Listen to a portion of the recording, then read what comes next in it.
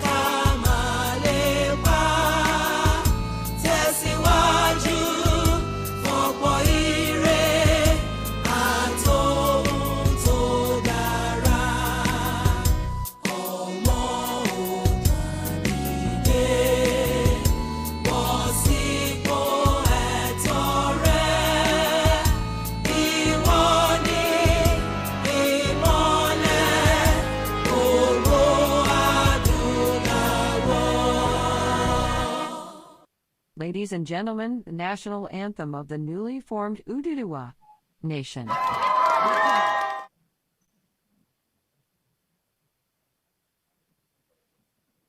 Bismillahirrahmanirrahim.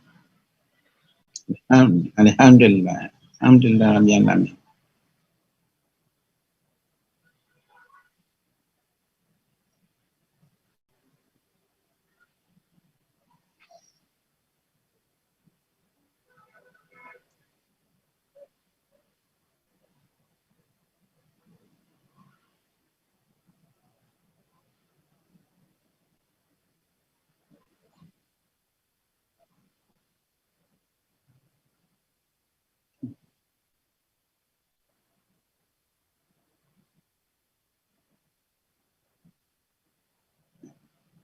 Amen. Amen. Amen. Amen.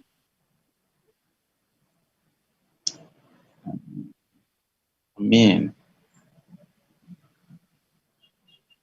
Amen. Amen. Amen. Amen. Amen.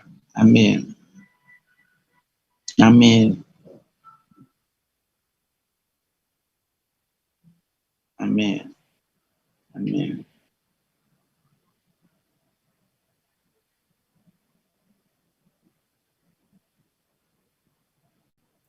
Tó, ṣé ẹ ti ń gbọ́ mi báyìí? Ṣé ẹ ti ń gbọ́ mi báyìí? Tí ẹ bá ti ń gbọ́ mi, ẹ dákun ẹ jẹ́ kí n mọ̀. Tí ẹ bá ti ń gbọ́ mi. Tó, kí ni ẹ wá? Èmi ń gbọ́ yín, bàbá ń gbọ́ yín. Bàbá yín lẹ́mọ̀ àwọn tó wà ń ta ni ò gbọ́ mi, ẹ̀yin ń gbọ́ mi. All right. Tó, ó dáa. Mo sọ pé A'udhu billahi minash shaitonir rajim, bismillahir rahmanir rahim. Bismillahirrahmanirrahim. I can't hear you. Wow. I wanted to know if it's... Can you hear me now, please? If you hear me, just let me know, please. I can see the mic is moving here. Please, tẹ́ bá ti ń gbọ́ mi, ẹ jẹ́ kí n mọ̀. Ẹ jọ̀ọ́, tẹ́ bá ti ń gbọ́ mi, ẹ jẹ́ kí n náà kí n wo device yẹn bóyá ẹ ń gbọ́ mi. Hello, ṣé ẹ ti ń gbọ́ mi? Tí ẹ bá ti ń gbọ́ mi, ẹ jẹ́ kí n mọ̀.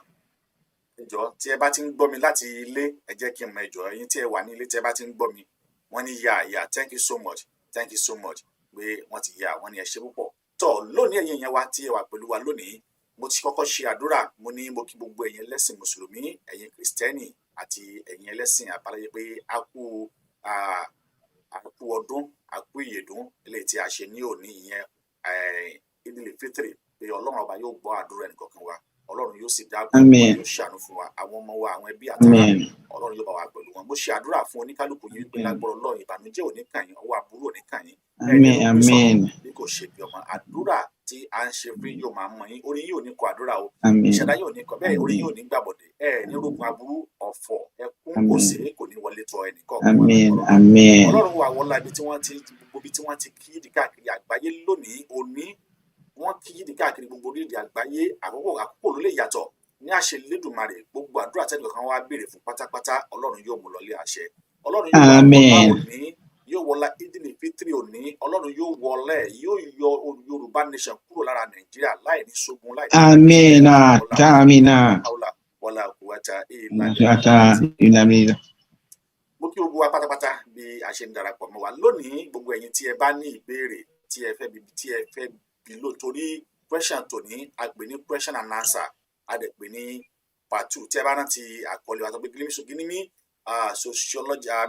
Sociopolitical Evaluation of Yoruba Nation of Western Africa since Amalgamation of Nigeria in 1914 a dẹ̀ pè ní question and answer which is ní pé ẹ ní ẹ̀tọ́ láti send ìbéèrè yín ránṣẹ́ ẹ ní ẹ̀tọ́ láti pè wọlé òní a ó máa kọ́kọ́ fi àyè fúnlẹ̀ fún bàbá lẹ́yìn ìgbà tí a bá bi wọ́n léèrè tí a bá wọn bá wa sọ̀rọ̀ gbogbo ẹnikẹ́ni tó bá wá ní ìbéèrè ilé tó bá rú lójú ẹ dákun ẹ jọ̀ọ́ ẹ béèrè ìbéèrè yín bàbá ṣetán láti dá yín lọ rántí pé nígbà tá a kọ́ gbọ́n wá náà ẹ lè béèrè wípé pé ó ní àwọn ìbéèrè eléyìí tí ẹ fẹ́ bi wọ́n léèrè so ìdí nìyí tá a tún ṣe gbé wọn padà ní òní a máa gbé wọn wá ní ẹ̀kọ́ kan báyìí láti pé kí wọ́n wá tan ìmọ́lẹ̀ sí ní tá a mọ̀ lórí pé ọ̀pọ̀lọpọ̀ wa ni wọ́n bí 1960 ṣùgbọ́n àwọn wà láyé wọ́n lè sọ fún wa bí nǹkan ṣe rí nígbà náà àti ibi tí nǹkan wà lónìí àti ipa tí wọ́n ti kó ẹ rí i pé wọ́n sọ ní last program pé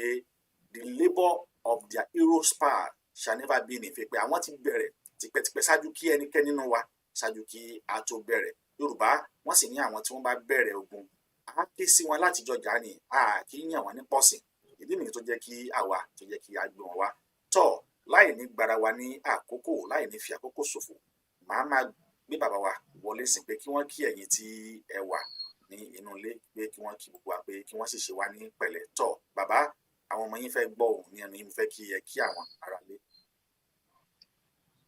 Mo kí yín kú lé o mo ní Barika de Sala o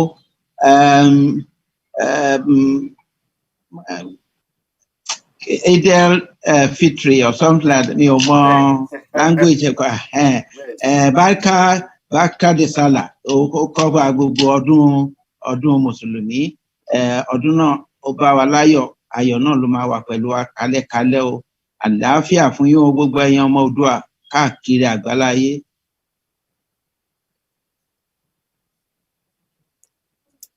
tọ́ ẹ̀yin ènìyàn wa bàbá wa ó náà ni ẹ ti ń wò ní ojú móhùnmáwòrán jẹ́ kí n ẹ ti ń wò ní ojú móhùnmáwòrán wa yìí mo kí Fọláṣadé Olúwabùnmi ẹ ṣé púpọ̀ tí ẹ ń darapọ̀ mọ́ wa àti gbogbo ẹ̀yin tí ó bá tún kù náà ẹ dákun ẹ bá wa ṣe ètò yìí ẹ bá wa ṣe ẹ káàkiri ẹ bá wa ṣe ẹ jẹ́ kí ó kárí ilé ẹ jẹ́ kí ó kárí oko afẹ́kẹ́ bá wa pín ètò yìí ẹ ṣé gan ni Ibrahim ẹ ṣé tí ẹ ń wọlé pẹ̀lú wa afẹ́kẹ́ yìí náà kẹ́ bá wa ṣe ètò yìí ẹ bá wa pín kí ètò náà kí ó kárí tọ́ bàbá mo fẹ́ kí ẹ dárúkọ yín fún àwọn tí wọ́n ń wò wá nílé ọmọ ìlú bo ní àti pé níbo gangan kí ni orúkọ yín mo fẹ́ kẹ́ dárúkọ fáwọn tó wà nílé sá. Èmi ni ẹni náà tá à ń pè ní Pop Babátúndé ọmọ Adébáyọ̀ Adébánjọ compound name ni orúkọ mi Pop Babátúndé Adébánjọ láti ìlú Ṣàgámù. Èmi jẹ́ ẹni tó jẹ́ àbọ̀dé ológun tíyàwó mi bá máa harass mi a ní àlòkù sójà torí gbogbo àwọn àtàtì lọ jagun àlòkù sójà ní wáyé àlòkù sójà tá a jagun civil war Nàìjíríà ní wá ló tẹ̀ jẹ́ pọ̀pọ̀lọpọ̀ ọ̀sán pension fún wọn títí dèní ẹni tí kú. Mo dẹ̀ tó ti ṣe akitiyan díẹ̀ nípa ọ̀rọ̀ òṣèlú nígbà tí mo kúrò ní iṣẹ́ ológun ní 1981 ó wà unique wípé mo kúrò lọ́jọ́ Friday ọjọ́ kejì èmi àtọ̀yàn bíi mẹ́rin a dá ẹgbẹ́ kan sílẹ̀ ń gbà yẹn tá à ń pè New Nigeria Socialist Party.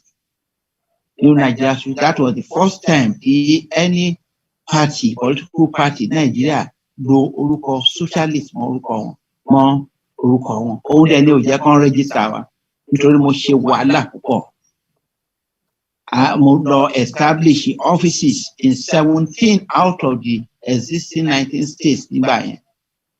Ṣùgbọ́n nígbà tí wọ́n máa register Nigeria Advanced Party tó jẹ́ office state méje ni wọ́n mẹ́sàn-án out of 19 ni wọ́n ti ní. Wọ́n máa ṣàlàyé register kọ̀ọ̀kan ni. Gbà tí wọ́n register wa a lọ sí court.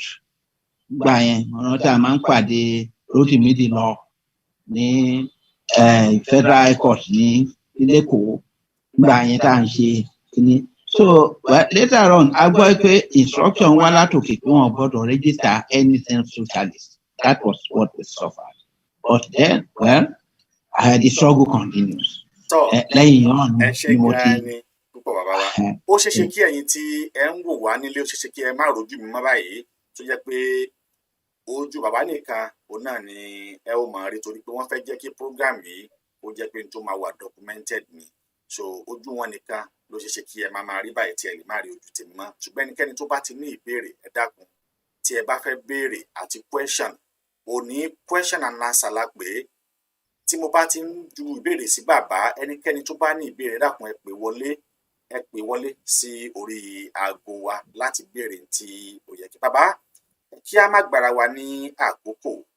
Mo fẹ́ kí ẹ ṣàlàyé tí nípa UNPO. Mo fẹ́ kí ẹ ṣàlàyé fún àwọn ènìyàn tí ó wà nílé. Kí ni ìtumọ̀ UNPO? Báwo la ṣe dá kalẹ̀? Kí nípa tí wọ́n kó lórí ọ̀rọ̀ Yorùbá? UNPO bí NGO ni, but very powerful NGO tó jẹ́ pé wọ́n influence activities United Nations and other such bodies tí ó ń darí ilé ayé ni. It full meaning ni unrecognized nations and people's organization. Headquarters wọn ó wà ní, I think Geneva ni ó wà, ṣùgbọ́n wọ́n ní major office wọn kan ní Washington DC ní USA. Torí ní 1995 December tí mo mú lẹ́tà first time tí any Yorùbá man mú lẹ́tà lọ sí ọ̀dọ̀ wọn. Kì í ṣe èmi ni mo mú lọ gẹ́gẹ́ bí lórúkọ ara mi o. Ẹgbẹ́ kan tí mo tún dá sílẹ̀ nígbà tí mo ti dá Oòduà Liberation Front Nàìjíríà tí mo jẹ́ tó ń sá lọ sí Amẹ́ríkà, tí mo dọ̀hún, mo tún dá ẹgbẹ́ kan sílẹ̀ tá à ń pè ní Oòduà Nations People's International Council. Ẹgbẹ́ yẹn ló deliberate lọ́hùn, la deliberate wípé ọ̀rọ̀ wa ní ọ̀rọ̀ Nàìjíríà yìí ó tọ́ kí Yorùbá kó káà náà ṣe báwọn Biafra ṣe ṣe ká sọ pé a ṣe mọ́. So àdẹ̀kọ́ lẹ́tà, èmi àti ìkan náà wọn olùdarí ẹgbẹ́ yẹn náà, secretary wa ń gbà yẹn, a lọ sí New York, United Nations headquarters. A bẹ̀rẹ̀ láti reception, but from here to here on the 7th floor, láti the office kan ti refer wa kí pé yes, nǹkan tá a fẹ́ yìí, a ní ìṣe láti ẹ̀rù kọ́ gan United Nations ní UNPO ń gbà yẹn, wọ́n ní àwọn ní organization tó handle ẹ̀ ní Washington DC pé ká máa lọ bẹ̀. Èmi tí wọ́n ti travel 4 hours by train lọ sí New York, a tún padà Washington DC. And incidentally, can you funny wípé street ibi tí mo ń gbé gangan, because I live on North Capitol Street, mo ń wo Capitol, the seat of US government lọ́ọ̀kan nílé ibi tí mo ń gbé ni. Ní ibi Capitol yẹn gangan, around the Capitol ní office yẹn wà, ibẹ̀ láti submit letter. And kí ni iṣẹ́ tí wọ́n, gbogbo àwọn organization, gbogbo àwọn èèyàn ní àgbáyé tí wọ́n bá wò pé àwọn ò kópa tó nú ìjọba ìlú wọn, àbọ̀ wọn kàn ń tẹ̀ wọ́n mọ́lẹ̀, wọ́n marginalize, wọ́n ṣe ké bẹ́ẹ̀ yẹn. Bẹ́ẹ̀ kẹ́ United Nations ti ṣe òfin, ó wà ní convention United Nations pé àwọn èèyàn tó wọ́n bá pé minimum of 500,000 láyé yìí, wọ́n were entitled to run their own government, to be on their own. As a convention, even though it is silent. Bàbá, yeah? Màmá sẹ́yìn lẹ́nu po díẹ̀díẹ̀ kí ọ̀rọ̀ yìí kí tó kó ba lè ní kẹta kí gbogbo kó lè kà. All right. Yeah. Àwọn èèyàn tó bá ti pé 500 people 500,000 minimum. Yes. Wọ́n lẹ́tọ̀ọ́ láti dá dúró fún alára wọn gẹ́gẹ́ bí orílẹ̀-èdè. It's part of you call the quote as a convention which was signed so time, but I'm conscious of that, minimum of 500. That is why I want to be St. Lucia, Martinique, and some little Caribbean countries. Not ṣe jẹ́ ìlú àwọn kan nu as at the time táwa ń lọ sí UNPO gbà yẹn àwọn ìlú kan wà ní Latin America náà ju 700,000 or thereabout lọ. Martinique is a French-speaking country. St. Lucia and so on. I need something and principle lọ́dọ̀ wa yìí bí ìjọba ìgbà kan náà bóyá náà pé 1 million. You are a people that have a language, a culture, an identity as a people can ask to be on their own. It's not a boss. We pay dandan ní kí àwọn èèyàn bá jọ pọ̀. Omi àmù Yorùbá ní kúrúkúrú kì í ṣe ọbẹ̀. So, but for convenience of economic considerations and so on, ni ó jẹ́ pé àwọn ìlú àwọn èèyàn máa ń papọ̀. That reminds me, nígbà tí Jonathan, former President Jonathan, to convene national conference in 2014, it was unique. It was unique that he did it. I saluted him. Big conference, whatever, it's a different story. That he could realize that after 100 years, Nigeria, that was wise of him, whoever advised him, and he took the advice. So, to convey conference, part of their report, we created 54 states in Nigeria. Many people are criticized there. Many people, they are all just being pushed by common intellect. Common intellect, our work is in mathematics, but the management of human evolution all go beyond ordinary mathematics. Yàrá ìjápọ̀ àwọn kan tí wọ́n máa ń sọ pé Nàìjíríà bó ṣe pọ̀ yẹn kankan gbogbo black papọ̀ gbogbo nǹkan mélòó ni Israel that is shaking the world sort of. So on create 54 states, but one fit clause in the report one you can one states tí wọ́n bá rí pé àwọn over viable, they will be free to join together. That is, about creating 20-something states, northern Nigeria.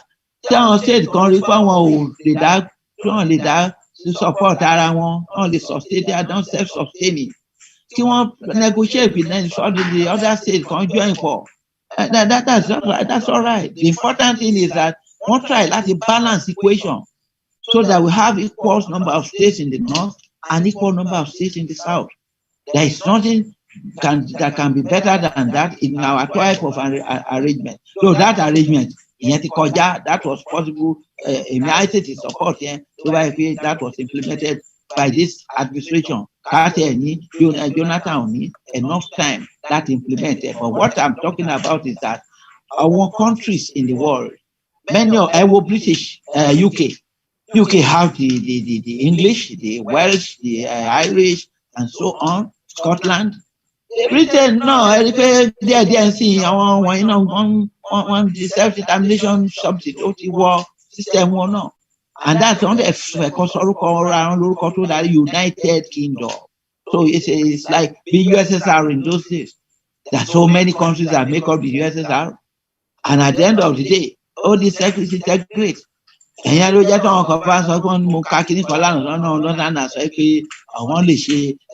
to come down to restructuring, but anything to Obama, 5 people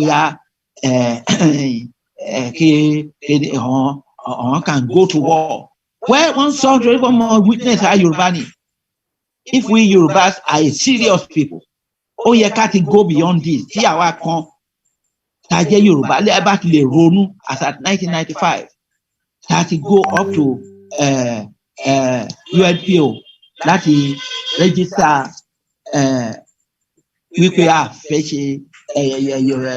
Nigeria more. táwọn yòókù bá ti cooperate pẹ̀lú wa along the way, I am supposed to have been frustrated as a person, but if one realize something as a mission, it will not be frustrated. That's all. Tó bá jẹ́ effort irú àwa ìtì make here and there. Òyìnbó lọ́pọ̀lọpọ̀ wọn máa sọ inú ìjẹ́ ìdúpọ̀ àwọn ti lóyìnbó tó ọmọ diaspora. Àwọn kan ló jẹ́ pé wọ́n fẹ́ reason along tẹ́lẹ̀. Ọ̀pọ̀lọpọ̀ wọn they are being comfort zone. Yes, they are being comfort zone. Nílùú tí wọ́n ti ṣe gbogbo nǹkan dáadáa fún wọn. Tẹlifóònù lọ nǹkankan. Tí àwa tá a wá láti ilé tá a ti rọ̀fẹ̀ láti ìgbà ìwé tá a pàṣẹ ẹ̀ tá a bá sọ pé báyìí. They need to listen. But well, I'm the happiest person. Even though some of them don't want to recognize that we are well, that's all right.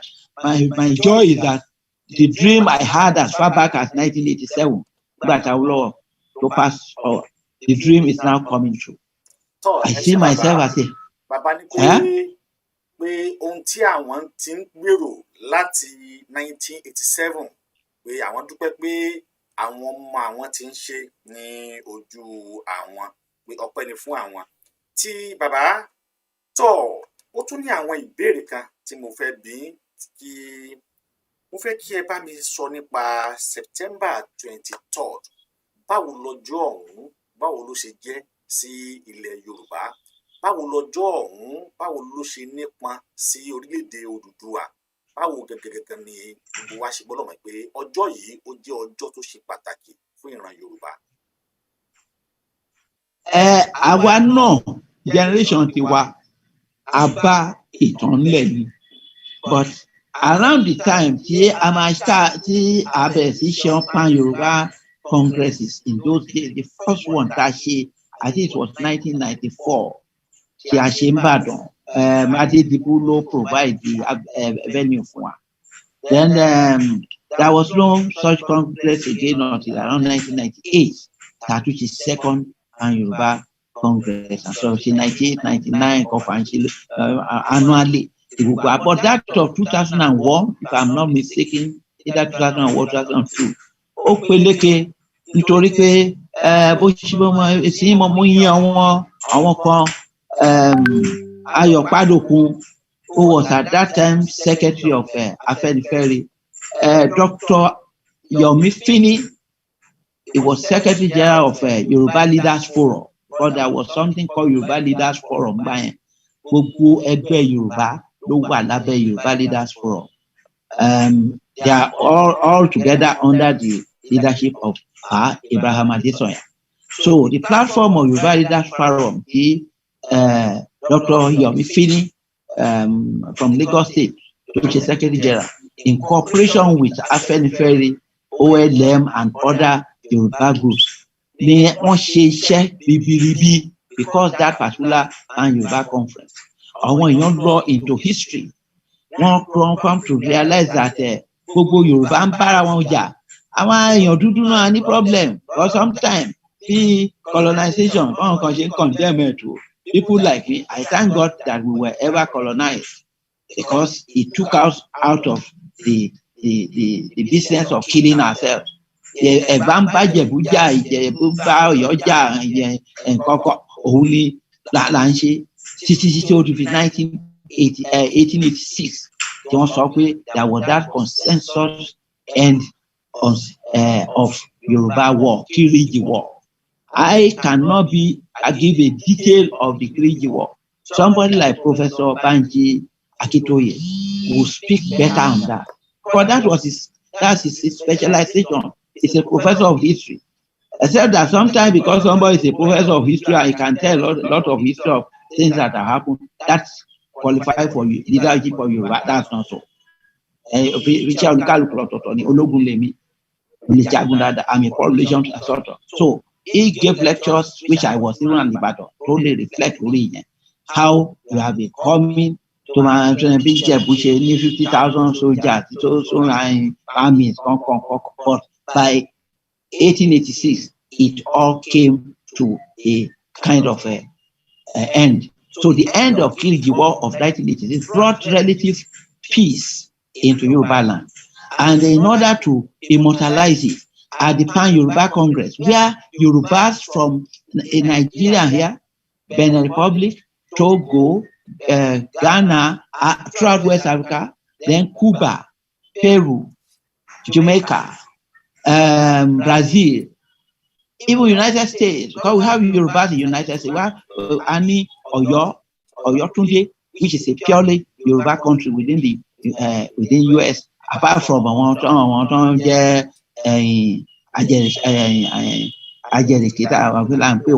of Black Americans. And from all over the world, Yoruba came together, and we adopted that day as Yoruba National Day. That is 23rd September 1886, now recaptured as Yoruba National Day. It has been celebrated at least last year. I think Professor Akitoye's group, one low Ibadan House of Chiefs, and there have been other programs before that. So it's a day that the Yorubas must cherish, especially that we have adopted it where a congregation of Yoruba that we may not easily muster again. National Conference in Nigeria. The caliber of people that formed the National Conference of 2014, Nigeria only muster lie our first 11 of every group. So the same thing is what we did. But now that we adopt the Yoruba national flag, which is green, red, green, black, with 7 stars across it. Then Yoruba national anthem. Yoruba national anthem here, or one very not in me about law, with that the credit about and the old Afenifere. But Odua National Congress led in 1998. Àwọn subsequent Congress started no máa ń ṣe ní anywhere. Èmi ní kọ́ àwọn ẹgbẹ́ mi kọ́ ètò the Yoruba National Assembly come there, and that impressed somebody. So that committee that worked there said that should not only be ONC something. It was adopted. I will not say I'm one of those who did. Àwọn bàbá Mọ́jọ́lá, àwọn Dọ́pẹ́lì, àwọn Fred Fáṣẹ̀hùn. Then we must say the labors of our heroes past must not be undermined. Nobody should come up today and say he's doing something without consulting with some of what I were available, and so on, so that we see law. That is that. Like I'm saying, so that day, 23rd September is Yoruba National Day, which I am urging all Yorubas worldwide to make sure that we cherish. Anything taba máa ṣe, taba ṣe jọyẹ àwọn ọ̀run, àwọn tá ń pè àwọn tó jẹ́ àwọn tó ń ní wá, àwọn tí Yorùbá ancestors, wherever they are, they will support us. Even no sort of, that is all I can say about the Yoruba National Day, 23rd September. It is a commemoration of the end of the Kiriji War, which was the end of killing ourselves, which was our preoccupation in Yoruba land in the pre-colonial days. That's the way I can just capture that. So, ṣé bàbá, màá fẹ́ kí àwọn ènìyàn wa kí wọ́n jẹ́ ká sáré wo fídíò torí bàbá sọ wípé Professor Banji Akintoye tí wọ́n jẹ́ historian, àwọn ni wọ́n lè sọ fún wa pàtàkì nípa ọ̀rọ̀ Kiriji and then ipa tó ní kó pẹ̀lú September 23rd eléyìí tí ó padà wá sí òpin ní ọdún 1986. Tó ẹ jẹ́ ká sáré wo bàbá, mo fẹ́ fi fídíò náà àwọn ènìyàn tí wọ́n wò wá lé ká lè máa pàtàkì bí ọjọ́ tí a ń sọ yìí bó ṣe pàtàkì tó ní orílẹ̀-èdè Yorùbá eléyìí tí àwọn ọmọ wa fi máa ń fi àyájọ́ ọjọ́ ìwọ́de sí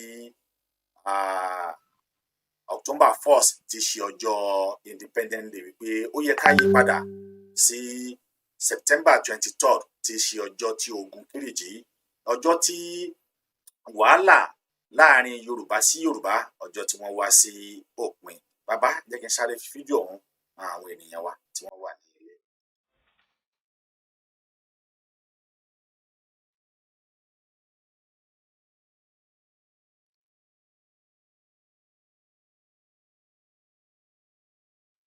Today, the Yoruba religion has become an international religion.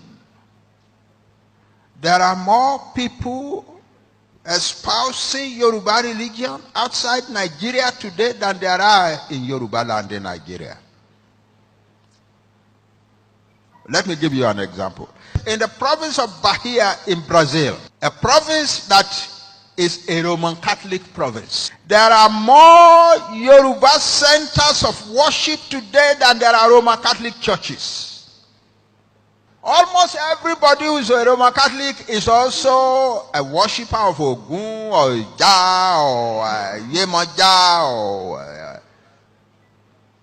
or Oshun and so on. And Yoruba religion is spreading in the world. A professor of comparative religions wrote a book a few years ago. The title of his book, The 8 Leading Religions That Rule the World.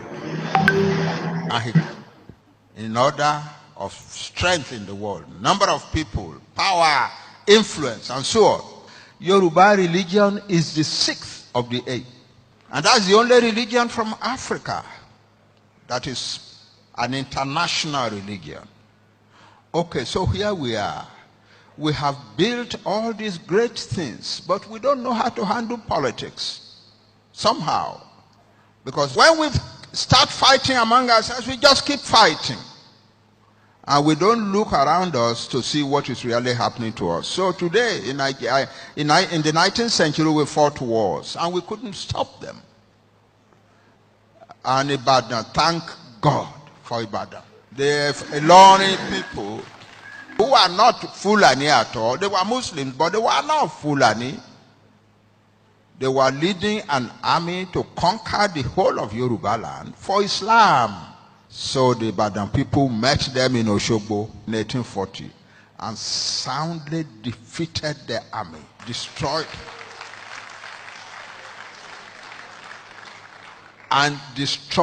their cavalry, and took captive the leading officers of the army, who incidentally were all Yoruba.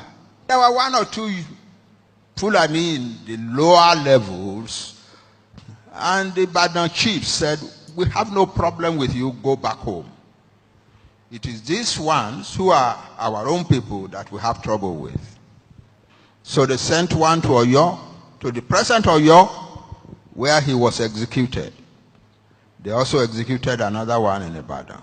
So this is the situation, but then Ibadan became big, Ibadan became great. That's where everybody wanted to come to. There was opportunity in Ibadan. And Ibadan wanted to unify the whole of Yoruba land by war. So they conquered many places. The only people left that they did not conquer were these far southern peoples, like the Jebu, the Ondo, Owo, and so on. But Ekiti, what is now Oshun, Ijesha, most of Igbomina, and so on, they just ran over the place and created an empire and put Ajeles everywhere. Then the Ekitis, you know who they are. They didn't know how to handle it for a start. But then in 1877, they finally made up their mind to handle it. So one of their boys started trouble by killing the local Ajele. And the rest of the Ekiti, then people revolted and drove the Ajeles out of their land. And then created an army called the Ekiti Parako Army. And the war went on from 1877 until 1886. It is the peace treaty of that year, September 23, 1886, that we are celebrating today. So what is the significance of that treaty? It brought to an end in our land a whole century of troubles and wars. So,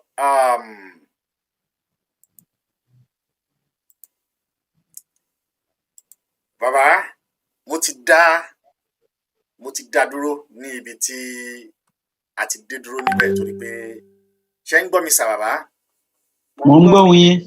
bàbá Professor Banji Akintoye wọ́n sọ wípé lérí ọ̀rọ̀ Kírìjí tó jẹ́ September 23 wọ́n ní ó bẹ̀rẹ̀ nígbà tó di 1840 yẹn nígbà tí àwọn Fúlàní Ìlọrin tí wọ́n fẹ́ kọ́ńkà ilẹ̀ Yorùbá wọ́n pàdé wọn ní ìlú Òṣogbo, ibẹ̀ ni wọ́n ti kọ́ńkà wọn. Nígbà tí wọ́n máa mú wọn, wọ́n rí pé àwọn tí wọ́n mú ọmọ Yorùbá ni wọ́n. Àmọ́ Ìbàdàn wọ́n jẹ́ ìlú tó jẹ́ pé ó ní agbára púpọ̀. Wọ́n bẹ̀rẹ̀ sí ní gbalẹ̀ káàkiri, wọ́n fẹ́ kọ́ńkà gbogbo the whole South West, so wọ́n bẹ̀rẹ̀ sí ní pùtàjẹ́lẹ̀. Èkìtì wà lára wọn. Àgbà tó di 1877 Èkìtì gbéra padà láti jàpá láti rí pé àwọn gbára wọn kúrò lọ́wọ́ Ìbàdàn. Wọ́n sì jà ìjà náà láti 1877 títí tó fi di 1886. Wọ́n tún wá parí ẹ̀ ní September 1886 23rd. Eléyìí tó bí ogun Kírìjí òun náà ni ẹ ti gbọ́ yìí. Tó bàbá wa ẹ ṣe púpọ̀ pé báwo wá ni ọjọ́ yìí ṣe wá ṣe pàtàkì fún ìran Yorùbá tó jẹ́ pé gbogbo wa pátápátá la gbọ́dọ̀ máa lo ọjọ́ yìí, torí pé a ò rí celebration kan tó jáde gẹ́gẹ́ bí ọjọ́ yìí ní festival bíi October 4th tó yẹ pé gbogbo ọgbà àrí rárá. Kí ló dé tí ò sí débi pé àwọn ọmọ wa lè mọ̀ wípé ọjọ́ tí ogun sinmi ní ilẹ̀ Yorùbá wa láàrin ara wa òun náà ní ọjọ́ tí a mọ̀ sí ogun Kírìjí ní September 23rd 1886.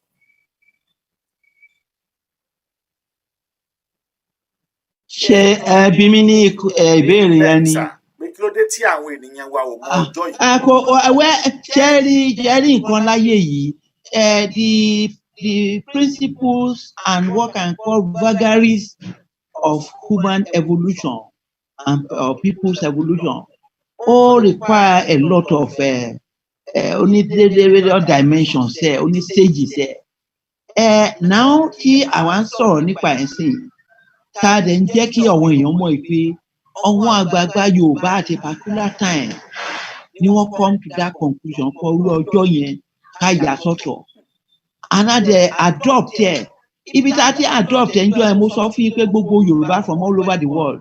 Àwọn Yorùbá tá a rí náà wà pẹ̀lú wa níbi tá a bá ti kóra jọ pọ̀ báyẹn, wọ́n nígbàgbọ́ máa ń sọ pé where two or three are gathered, the spirit of God become present and so on. So ibi tí gbogbo wa kóra jọ pọ̀ yẹn báyìí tí a adopt ẹ̀ yẹn, ó dòun nìyẹn. Ó kàn máa take time, kí àwọn èèyàn tó lè understand ẹ̀. Ara necessary sensitization and so on tó need náà òun là ń ṣe lọ́wọ́lọ́wọ́ yìí. All tó àwọn ọmọ wa kàn need láti wherever they are is to be humble, to be willing to synchronize into what has become the most advanced nation tèmi mọ̀ láyé. In my own estimation, I've traveled quite a lot. I've lived in England, in India, in France, and so on. Through the United Nations and Amnesty International, I've traversed the world. I will tell you that ìlú kan tó wọ́n máa sọ pé wọ́n lajú to Britain lọ. But Britain keeps their traditions. They keep the monarchy and so on. Wọ́n sọ pé wọ́n lajú. So our Yoruba also, we are a people like the British. That's why the British respected us a lot. Mo sọ last time pé nígbà tí n bá lọ sọ́dọ̀ Ọọ̀ni Olúbùṣe pé secretary, one of the secretary ó lè jẹ́ ó náà other secretary oní press secretary and so on láti Commonwealth of kìíní láti Buckingham Palace náà second secretary. Yàtọ̀ sí ọ̀rọ̀ politics and so on, the British have a lot of respect for the Yorubas. Torí wọ́n rí pé we are a people tó jẹ́ pé àtótán. That's why mo máa sọ pé àwa la take advantage between 1951 to 1957-59, ká ti wà on our own, káwa náà ká dúró yege. So sensitization yìí irú ìtìlẹ̀ ń ṣe yìí, ojú àgbẹ̀ Ọmọboriowo, òun ló máa jẹ́ kó àwọn ọmọ wa àwọn tó ń gbọ́ lé ní yìí sí bí ọjọ́ ẹ̀ ń ṣe rí fún wa. Àfi tí wọ́n bá dẹ̀ tún lè sọ fún wa jọ pé ọjọ́ kan tún wà tó tún jù yẹn lọ, tí wọ́n bá tún gbé yẹn wá, well, we will consider it. But tí wọn ò bá rí tó téèyàn ò bá tí ì rí ọ dàbí ní family kan sì kan sọ pé family wa o ní ọjọ́ báyìí wọ́n ní ká máa jẹ nǹkan kan. I will obey it until I'm able to disprove it. That is Omoboriowo one. Don't mind them. You are stupid, foolish. Yeah. Don't undermine it until you are able to prove scientific. I'm a scientist too. When I'm talking of cosmology and so on, it's all science. If I'm talking of the position of Jupiter in relation to Saturn, in relation to Uranus and so on, it's advanced science. Science to you, cosmic science is not. So I'm a radical, but radical that will respect what I met until I'm able to disprove it. So because I was part of the Yoruba Leaders Forum as at that time. So Atisoipe Kirijide, September 26th, Yoruba National Day. Àwọn ọmọ tó bá máa yí padà, which is sort of kan fún wa ní another day, kan dẹ̀ fún wa ní reason tó máa wà cogent to our give ìyẹn lọ. Then the Yoruba national flag, tó bá máa ní any reason and so on. But àwọn gbọ́dọ̀ tó máa realize pé we are a people. We are a people, not just only physical, we are also spiritual. Nǹkan tó ń pè lálájọbí, àdàbí, and so on. Ó ń bind wa ní whatever we do as a people. So tó bá ṣe àwọn kankan tó violate certain fundamental principles that are inherent in heritage and tradition. Ìwé wa jẹ́gbà ẹ̀. Ìyá mi ò dé kò sẹ́ni máa bẹ́ẹ̀ di wàá dùn. Ìwé wọn sọ́ni ti ń dálẹ̀ Yorùbá. Ẹni bá dálẹ̀ Yorùbá, á balẹ̀ lọ. Ẹ ṣé gan bàbá. Bàbá ní ẹni tí ó bá da ilẹ̀ Yorùbá, wọ́n ní ó máa balẹ̀ lọ. Tọ́ bàbá. Dandan ni. Ẹ ṣé gan ni. Tọ́ bàbá, mo tún fẹ́ bi ní àwọn ìbéèrè kan. Ẹ̀yin yẹn wá tí ó wà nílé tí ẹ bá ní ìbéèrè tí ẹ fẹ́ bi bàbá, ẹ dákun ẹ fi ìbéèrè yín ẹ fi ránṣẹ́ sí wa tàbí kí ẹ pè sí orí nọ́mbà wa ilé tí a ti fi sílẹ̀ ojúṣe. Bàbá, àwọn ènìyàn sọ wípé ẹnu Yorùbá ò kò, wọ́n ní èpè àwólẹ̀ òun náà ni ó ń jà wá. Mo fẹ́ kí ẹ tún bá mi tàn mọ́lẹ̀ sí orí ọ̀rọ̀ èpè àwólẹ̀ yìí so kí gbogbo ọmọlẹ̀ Yorùbá lè mọ̀ bóyá ó sì ní iṣẹ́ tó yẹ ká ṣe lórí ọ̀rọ̀ èpè àwólẹ̀ yìí.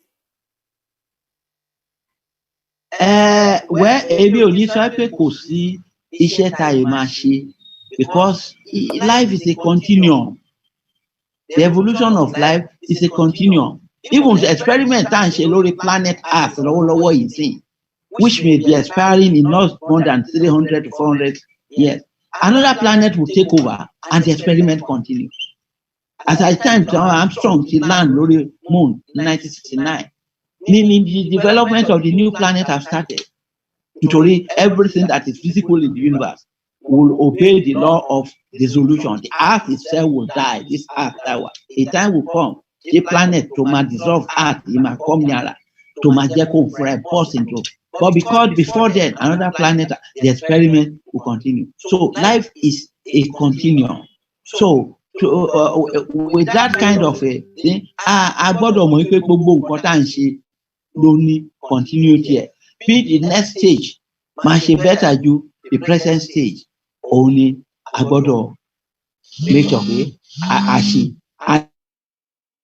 And he who must come to equity must come with clean hands. Lórí ọ̀rọ̀ ẹnu wa kò, ọ̀rọ̀ wa dàbí òwe Yorùbá kan sọ pé a máa bẹ olóògùn, a máa bẹ wèrè tí wọ́n ń ṣe oògùn fún bóun pàápàá kó lè lo oògùn tó ń ṣe fún. Àwọn Olúbùṣe àná ó ti ṣètùtù. Èyí tó wà ń bẹ̀ lọ́wọ́lọ́wọ́ yìí, I've never had any direct contact with him, and don't be surprised. Àwọn nǹkan tóun náà bá ń bá máa ṣètùtù oríṣiríṣi. Ìgbà àwa tán torí ẹ̀ ń ṣètùtù gbàgbà gbọ́dọ̀ ronú àwọn yẹn ni mo ti láì bó ṣe tán láti ká bẹ ọ̀dọ̀fin àti àrò tó wà nínú wa. Káà náà máa realize pé ẹni tí tá bá máa ṣe. For instance, èmi bí mo ṣe wà ń bá Professor Akitoye, I have a disagreement with him.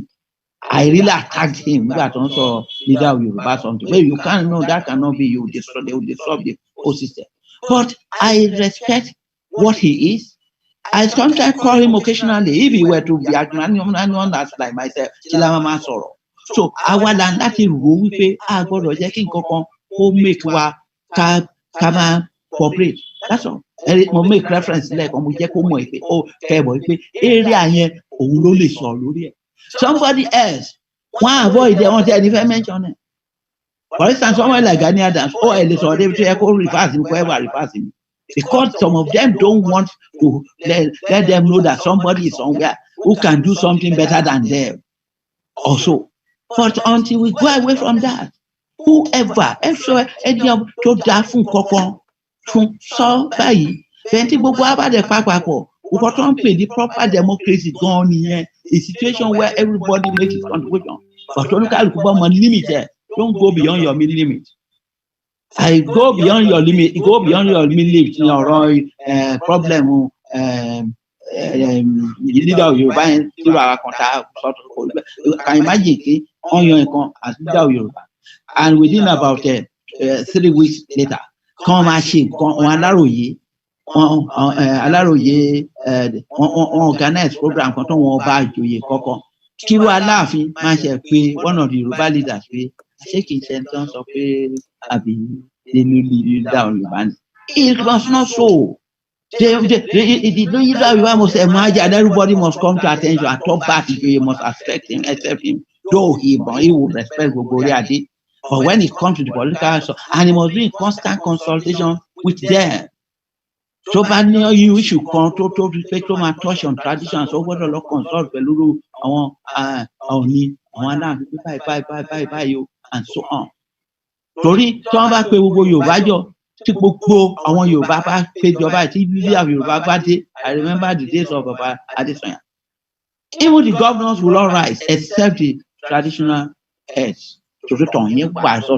Even the governors torí òun ló fi wọ́n jẹ ojú gbogbo wọn lọ. Kì í ṣáyé sí tọmọ kékeré kan máa di governor tó máa fi pé who is that person there. Àkàn jókòó sábẹ́ ilé ẹ̀ kàn máa ṣe ìṣó. Wọ́n máa ṣe ìṣe àwọn mílíọ̀nù wọ́n kàn máa ṣe ìṣọ̀tọ̀. So that is the situation. Àwa Yorùbá la need láti now you have said it ẹ̀kọ́ tún láti wá sáìsẹ̀. Àwọn tó ń ṣètùtù kí àwa tí wọ́n ti tó rẹ̀ ń ṣètùtù ká bẹ àrò àti ọ̀dọ̀fin inú wa ká adjust. Ó dá ẹ ṣe papọ̀. Tó ẹ̀yin ènìyàn wa tí ẹ ń sọ̀rọ̀ nípa ọ̀rọ̀ ìpè Àwólẹ̀, bàbá ti sọ̀rọ̀ wọ́n ní Ọọ̀ni àná ọba Okunadé Síjú Adé Olúbùṣe wọ́n ló ti ṣe ọ̀pọ̀lọpọ̀ ètùtù lérí ọ̀rọ̀ ìpè Àwólẹ̀ tí àwọn sì mọ̀ sí. Wọ́n ní ṣùgbọ́n ọba tó wà ńbẹ̀ báyìí òun nìkan ni àwọn ò tí ì ní àjọṣepọ̀ pẹ̀lú ẹ̀. Wọ́n ní ilé ayé yìí a máa sùn lọ ni. Tọ́ bàbá, àwọn ènìyàn wọ́n ti bẹ̀rẹ̀ sí ní ju question wọn sí orí móhùnmáwòrán. Ẹ jẹ́ kí n kọ́kọ́ dáhùn ìbéèrè question tí arákùnrin wa yìí tí wọ́n bi ń léèrè. Ọládipúpọ̀ Minasu wọ́n ní my question is bàbá ṣé a kàn tó let máa ṣàjọyọ̀, wọ́n ní ṣé ó yẹ ká ti máa ṣe àjọyọ̀ nípa Odùduwà nation yìí bí ẹ kú iṣẹ́ takuntakun. Ìbéèrè wọn yẹn wọ́n ní ṣé ó yẹ ká ti lè máa ṣe àjọyọ̀ nípa Odùduwà nation báyìí. Ìyẹn ni pé wọ́n fẹ́ mọ̀ pé kí ni ohun tí ẹ mọ̀ pé ọ̀pọ̀lọpọ̀ wa ló yẹ pé a wò pé eré ń bọ̀ tí a dẹ̀ máa ṣàjọyọ̀ ẹ̀ sílẹ̀. Wọ́n ní jẹ́ a ti lè máa ṣe àjọyọ̀ Yorùbá nation, ṣé a lè máa ṣe àjọyọ̀ ẹ̀ sílẹ̀ báyìí? Ìbéèrè yẹn ó ṣòro dáhùn náà, ó dẹ̀ simple. Ó simple fà wípé ṣé ó ṣe ká tó fẹ́ lọ ṣe exam ó ti máa jókòó tó máa yọ nígbà tí ó ti tọ́run tí àná ọ̀sùn pé but at the same time recently ẹnìkan ríran ó dẹ̀ sọ pé kí gbogbo Yorùbá kí wọ́n lọ ṣe ètò kan ní gbogbo ìlú kí àwọn bá kójọ ọ̀hún náà máa jẹ́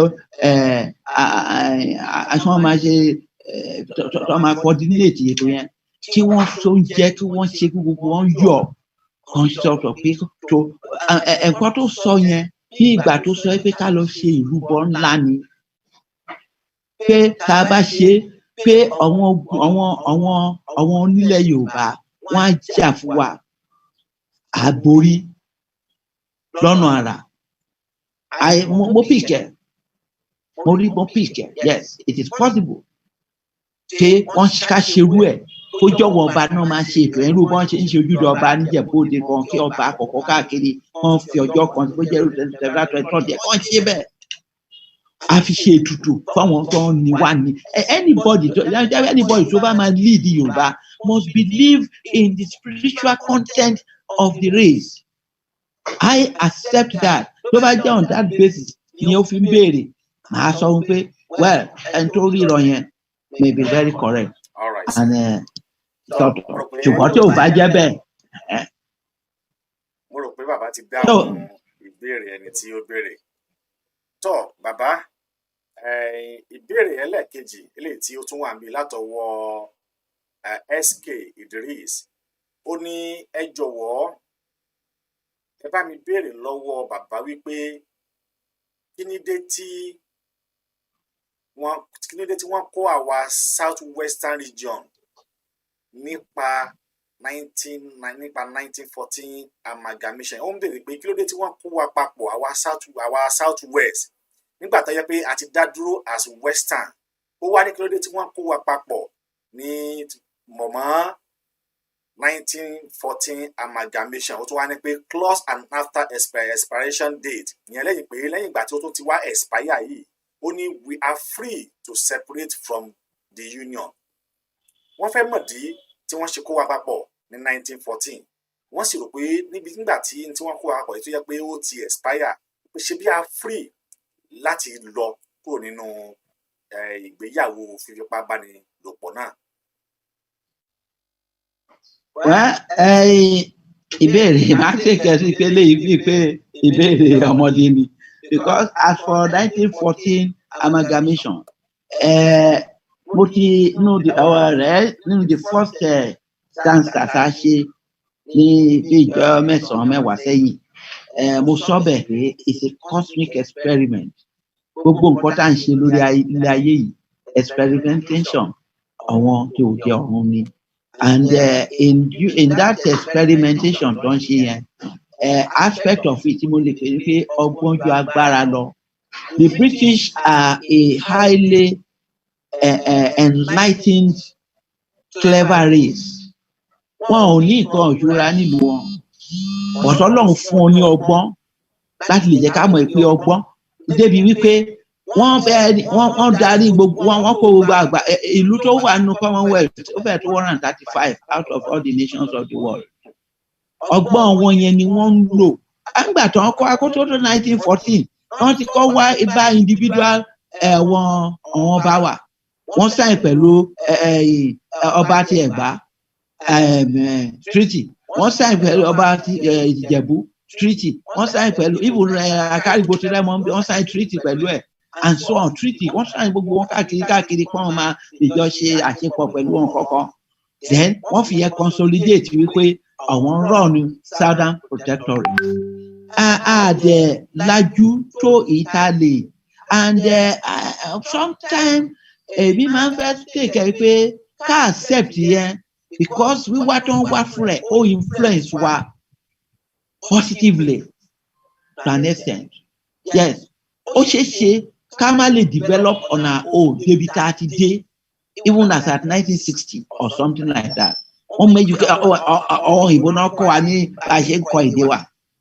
If àwọn èèyàn kan láti wá sílùú tí wọ́n kọ́ ìbọn ọ̀rọ̀ ìpè wa tá à ń sọ yẹn tí àwọn tó náà ń kàwé àwọn ọ̀jọ̀gbọ́n ń sìn tí wọ́n bá máa kọ ayé wọn kọ AYE tẹ́ bá wo kọ̀ǹpútà sọ AYE bẹ́ẹ̀ kẹ́ AIYE ní ayé ayé that which is incomprehensible. The universe the world is incomprehensible. Ayé nílé ayé. That is why what that ayé mean. Ṣùgbọ́n wọn á kọ AYE which is ayé space ordinary space.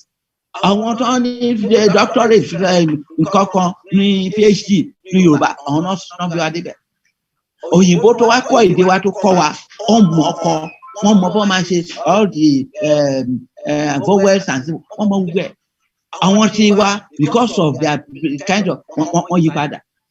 Ẹ bá rí ìpọ̀lọpọ̀ ayé yìí wọ́n á kọ AYE fún àwọn ọmọ wa. Ayé that is that which is incomprehensible and that is true. The universe is incomprehensible for any one individual. Bírò èmi ṣe ní ìmọ̀ tó lórí both physical and spiritual and cosmic sciences. I cannot understand the entire universe. See, anybody bad day level to understand the entire universe, he will become like Jesus Christ or like the Buddha, like Krishna, and so on. So you worship one because there are many gods. So so that is by the wayside. So ọ̀rọ̀ tá à ń sọ ni pé mo ti sọ pé àwa la ṣe mistake at certain time tó yẹ pé ká ti gbára wa sílẹ̀. Tó bá yẹ pé a ti tètè realize pé ká gbára wa sílẹ̀ pátápátá a ti ṣe between 1951 and 1959. Àìdẹ̀ṣe yẹn náà a tún allow for further complications. Àwọn kan wà láàrin wa tó jẹ́ pé wọ́n á máa jẹ́ kí àwọn tọ̀hún lo àdúrà wọ́n á lọ máa so mọ́ wọn tòkè lọ́hùn wọ́n á máa da nǹkan tá à ń ṣe ń bírú. Ó bẹ̀rẹ̀ látòrí Akíntọ́lá in those days and many like that. Tó yẹ pé wọ́n á rò pé for their own benefit. Àwọn kan ọmọ wa kan náà wà bẹ́ẹ̀ tó interpret gbogbo jágajàgba tí Buhari ń ṣe lédi. Ọmọ wa kan wà bẹ́ẹ̀ tó máa ṣàlàyé ẹ̀dán pérépéré báyìí nítorí pé millions ń wà pẹ́ and so on.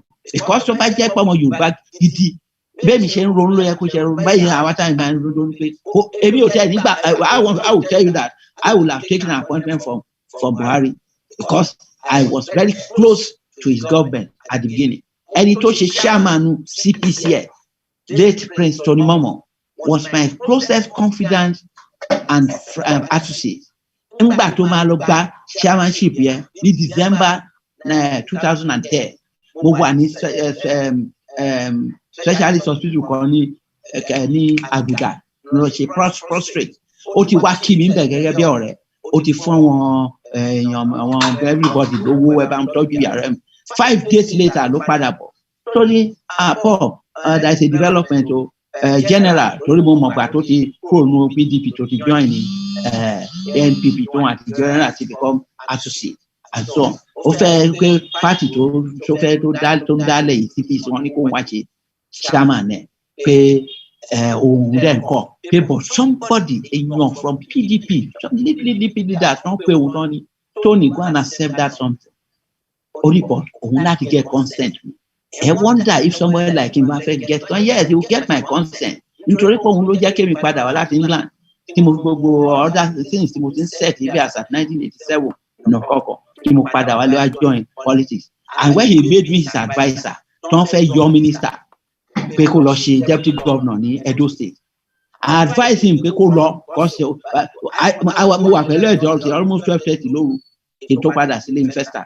Àárọ̀ ọjọ́ kejì mo tún yé bá àṣálẹ́ 7:30 pé tó sọ pé òun láti lọ feedback fún IHOMO the vice president láàárọ̀ yìí pé torí minister yẹn ẹnìkan wà tán fẹ́ fún wa lọ yé ìgbà yẹn náà ń fi àwọn civilian ṣe deputy governor fún àwọn military something. Wọ́n á sọ fún pé òun ní lọ ṣe it will prepare you for future politics. Ó ní no I don't want this their politics. So nígbà tó dẹ̀ dé stage kan tó máa ń lọ gba a political appointment as much as to become chairman of SOTO, he came to me. And that's what I said last time, go and take it. So as at the time, despite pé láti ọ̀dọ̀ mi bí a persuade Jagaban nípa pé ìkọ̀kọ̀, ó tilẹ̀ ti dá party ilẹ̀, well, and we were supported. And I can say I'm one of those who make sure that I work for Buhari to be there. But by exactly 1 year, I changed my mind. CV mi kọ́kọ́ ti wà lọ́dọ̀ Prince Olúmọ̀mọ́ and so on sọ́tọ̀ because mo nínú àwọn tèmi recommend wọ́n wà tán serve nínú government ẹ̀ lẹ́nu and so nínú government ẹ̀ lẹ́nu and so on. Mi mo pe Prince Olúmọ̀mọ́ no I'm sorry it's 1 year now this guy has no business sort of Tony don't bother my CV again and so on. So bí kọ̀ọ̀ṣe rí yẹn ọ̀hún Yorùbá kan ò lè ṣe irú ẹ̀ kan máa pè wọ́n nígbò jẹ́ Yorùbá fúnra pàápàá tí lèmi bá dé kan níbi kan lé ní ìsìn tá a bá dé hall kankan. Wọ́n á fún àwọn tó ń ṣe jágajàga tó ń da ayé wa rè wọ́n á fún wọn ní recognition ju èmi lọ and so on. Tí Yorùbá bá lè adjust values wa give respect to people who stand by your cause and not people who work against your cause. So well that is the much I can say about that. Our Yorùbá as any opportunity see that is adjust let us adjust. Ṣé gan-an ni àgbà jẹyìn dà? Bàbá wa tí wọ́n ti ń sọ̀rọ̀ ní àtàrà wọn náà ní sí Dr. Paul Bàbá Adébánjọ tí wọ́n jẹ́ FNPR àti ààrẹ Arúlógún of Makun ní Ṣàgámù tí wọ́n tún jẹ́ ààrẹ àpapọ̀ fún gbogbo ọmọ ẹgbẹ́ Yorùbá. Wọn ni a ti ń fi ọ̀rọ̀ wérọ̀ pọ̀ láti àtàárọ̀. Bàbá ẹnìkan tún béèrè bíi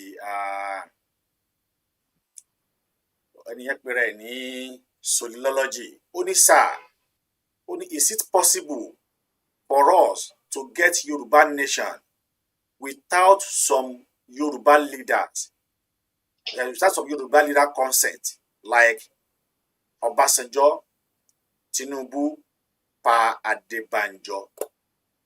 Bẹ́ẹ̀ ṣe ó possible pé kí a gba Yoruba nation without some Yoruba leader consent bíi Obasanjo, Tinubu àti Pa Adébánjọ?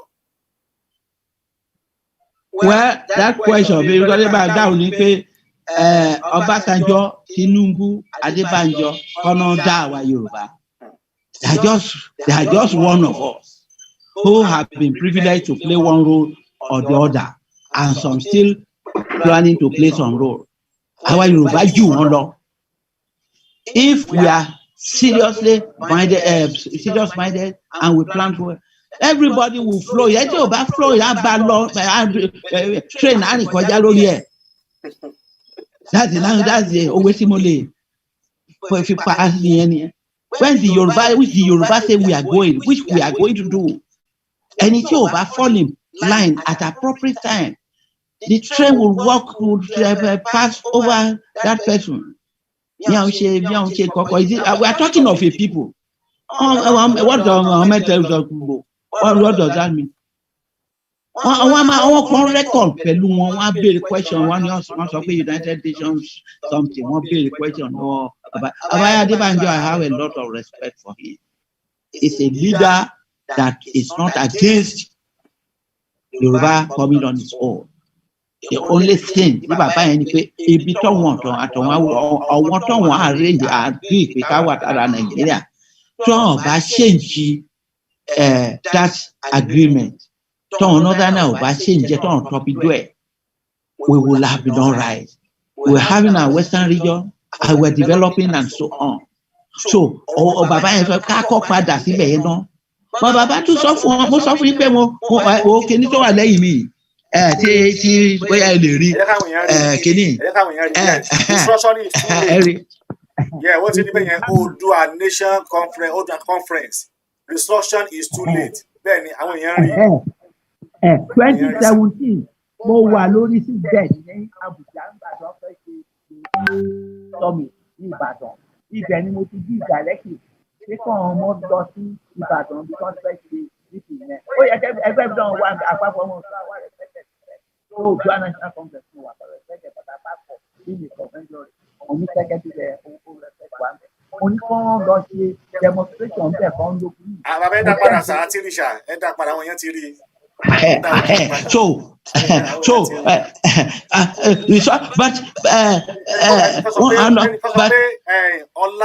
Ọlá Ibrahim ó ní 2017 ó ní amazing.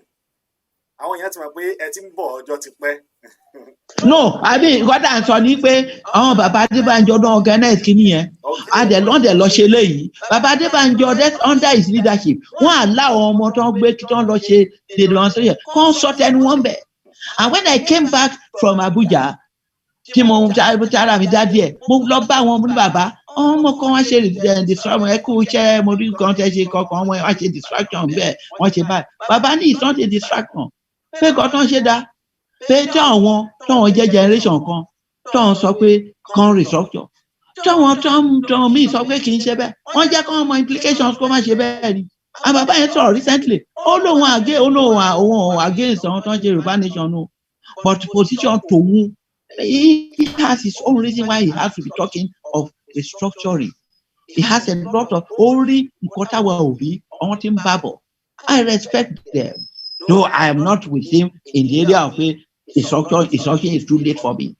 But Baba is not against us. It's not against me. Màá bá wọn ṣe meeting lọ́la ìlágbára ìdùnnú níbì kan and so on. So Ọbásanjọ́ mo ti sọ lórí last kìíní pé gbogbo àwọn former soldiers, especially of the first generation of the 1950s, early 60s, and so on. Their indoctrination, what indoctrinate, and then Obasanjo as a person, you can imagine that only Philip Effiong don't hand over fún. He's the one who finished. I was in Paracourt that morning. Ó ṣe meeting pẹ̀lú àwọn war commander there. Ọ̀gá mi ti Navy tó pè láàárọ̀ ọjọ́ yẹn. I was maybe Obama meeting, but I was around the very. So I don't hand over fún láti end Biafra. Kò lè easy la sọ fún wa pé ká tún dismember Nigeria. So let us understand Obasanjo's case. It's in a sort of kó máa sọ tí wọ́n. Ṣùgbọ́n as for Bola Tinubu, well, mi ò ní sọ̀rọ̀ púpọ̀ nípa yẹn. Ó dàbí pé ẹnìkan wá síbi láti wá ṣámi lọ́dọ̀ mi ní kankan lórí ìsísù ẹ̀. Mo ní ìtura mi àti Bọ́lá Tinubu àìsọ̀tá àìsọ̀rẹ́. We are associates. Tábàdéra wa ó tẹ̀ tí ó bá ń hànà mi gan máa ń tún sọ̀tọ̀. Àìjọ wà ní Nàdẹ́kò ni we did a lot of things together and so on and so on. But if it's by his own understanding that today, tó rò pé tóun bá di president Nigeria, the problem are Yoruba máa sọ. Well, let him continue. Otherwise, circumstance may soon prove him wrong. That's the way I see that. So, but ọ̀rọ̀ pé I need the consent one. No, not at all. We don't need their consent. We are people. Even myself, tí mo jẹ́ pé wà kò sí àwọn Yorùbá tó ń bínú obìnrin tó wá fún wa wájú mi lórí ọ̀rọ̀ pé Yorùbá nation. If I say, if I'm don't undermine, they will do it. Tí n bá kú bí mo ti ń sọ̀rọ̀ yìí, abẹ́ ìmọ̀ pé ìlú máa sọ báyìí kó ṣe bẹ́ẹ̀ kó ṣe láti the end of it. Yẹn mi pé Yorùbá nation, forget about it. There is nobody born of a woman. Tó wọn sọ bóyá tó wọn bá get consent òun kò ní sí Yorùbá nation. The train of the Yoruba nation will just pass over such person. Full stop. Ṣé bàbá ní pẹ́tọ̀ mo rò wọ́n ti dá ìbéèrè tí ìfẹ́ tó béèrè pé kò sí anybody tí ó ní agbára ju ìran Yorùbá lọ. Wọ́n lẹ́nu tó bá dẹ̀ pé kí Yorùbá máa lọ pé train Yorùbá after crush rítọ̀ á crush ìdànù ni abẹ́ni bí mi ò gbọ́ bẹ́ẹ̀ rí. Tọ́ moving train Yoruba nation will just cross them and then you tear them to a piece apart. Tọ́ ẹ̀yin yẹn wá tí ẹ bá tún ní ìbéèrè máa fẹ́ kí ẹ pè wọlé kí ẹ béèrè ìbéèrè dàbí ẹni pé a fi àyè ìbéèrè sílẹ̀ láàrin 30 ìṣẹ́jú eléyìí tí ó kù tí a fẹ́ lò yìí. A fẹ́ kí àwọn ènìyàn tí wọ́n bá ní ìbéèrè ẹ dákun kí ẹ pè kí ẹ nítorí a fẹ́ jẹ́ kí program yìí kó máa jẹ́ segment by segment. A dẹ̀ fẹ́ kí a máa lò ju wákàtí kan àbọ̀ tàbí sí wákàtí méjì lọ. Tí a bá dẹnikẹ́ni tí ó bá ní ìbéèrè ẹ lè béèrè ìbéèrè láti ọwọ́ bàbá wa tí àtijọ́ ń fi ọ̀rọ̀ jomi tó rọrọ̀ láti àtàrọ̀. Tí a bá ní ẹnikẹ́ni tí ó bá ní ìbéèrè ẹ lè béèrè ìbéèrè ẹ lè pè wá wọlé láti béèrè àwọn ìbéèrè tí ẹ bá fẹ́ béèrè ní ọwọ́ wa. Àwọn èèyàn wọ́n ń kí yín bàbá, wọ́n ní ká máa kí yín, wọ́n ń ṣe àdúrà fún yín gan gidi. Wọ́n ní we love you bàbá, wọ́n ní àwọn nífẹ̀ẹ́ yín. Ọ̀pọ̀lọpọ̀ àdúrà ni àwọn èèyàn ti ń ṣe fún yín ní òní tí wọ́n sì ń bá yín ju love pé wọ́n ní bàbá, wọ́n ní àgbà yóò dalẹ̀ sà, wọ́n ní thank you sà bàbá. Àwọn ọmọ yín náà wọ́n ti ń kí yín, wọ́n dẹ̀ ti ń ṣe àdúrà fún yín pé àgbà. Ẹ ṣé o, ẹ̀yin náà dàgbà wáyé yá dùn. Ẹ rí tọ̀sán láyé ẹ tó bá gbélé ayé tó rí nǹkan sọ ló gbélé ayé. Otherwise wọ́n kọrin kan pé má jẹun wà láyé gẹ́gẹ́ bí aláìsí láyé. Ní wà láyé láyé gẹ́gẹ́ ní ẹni tí ò sí láyé o. Ẹ rí nǹkan ṣe láyé wọ́n máa rí sọ nípa yín. Tọ́ ẹ jẹ́ kí n tún bá yín ẹni yìí tún béèrè ìbéèrè ó ní teen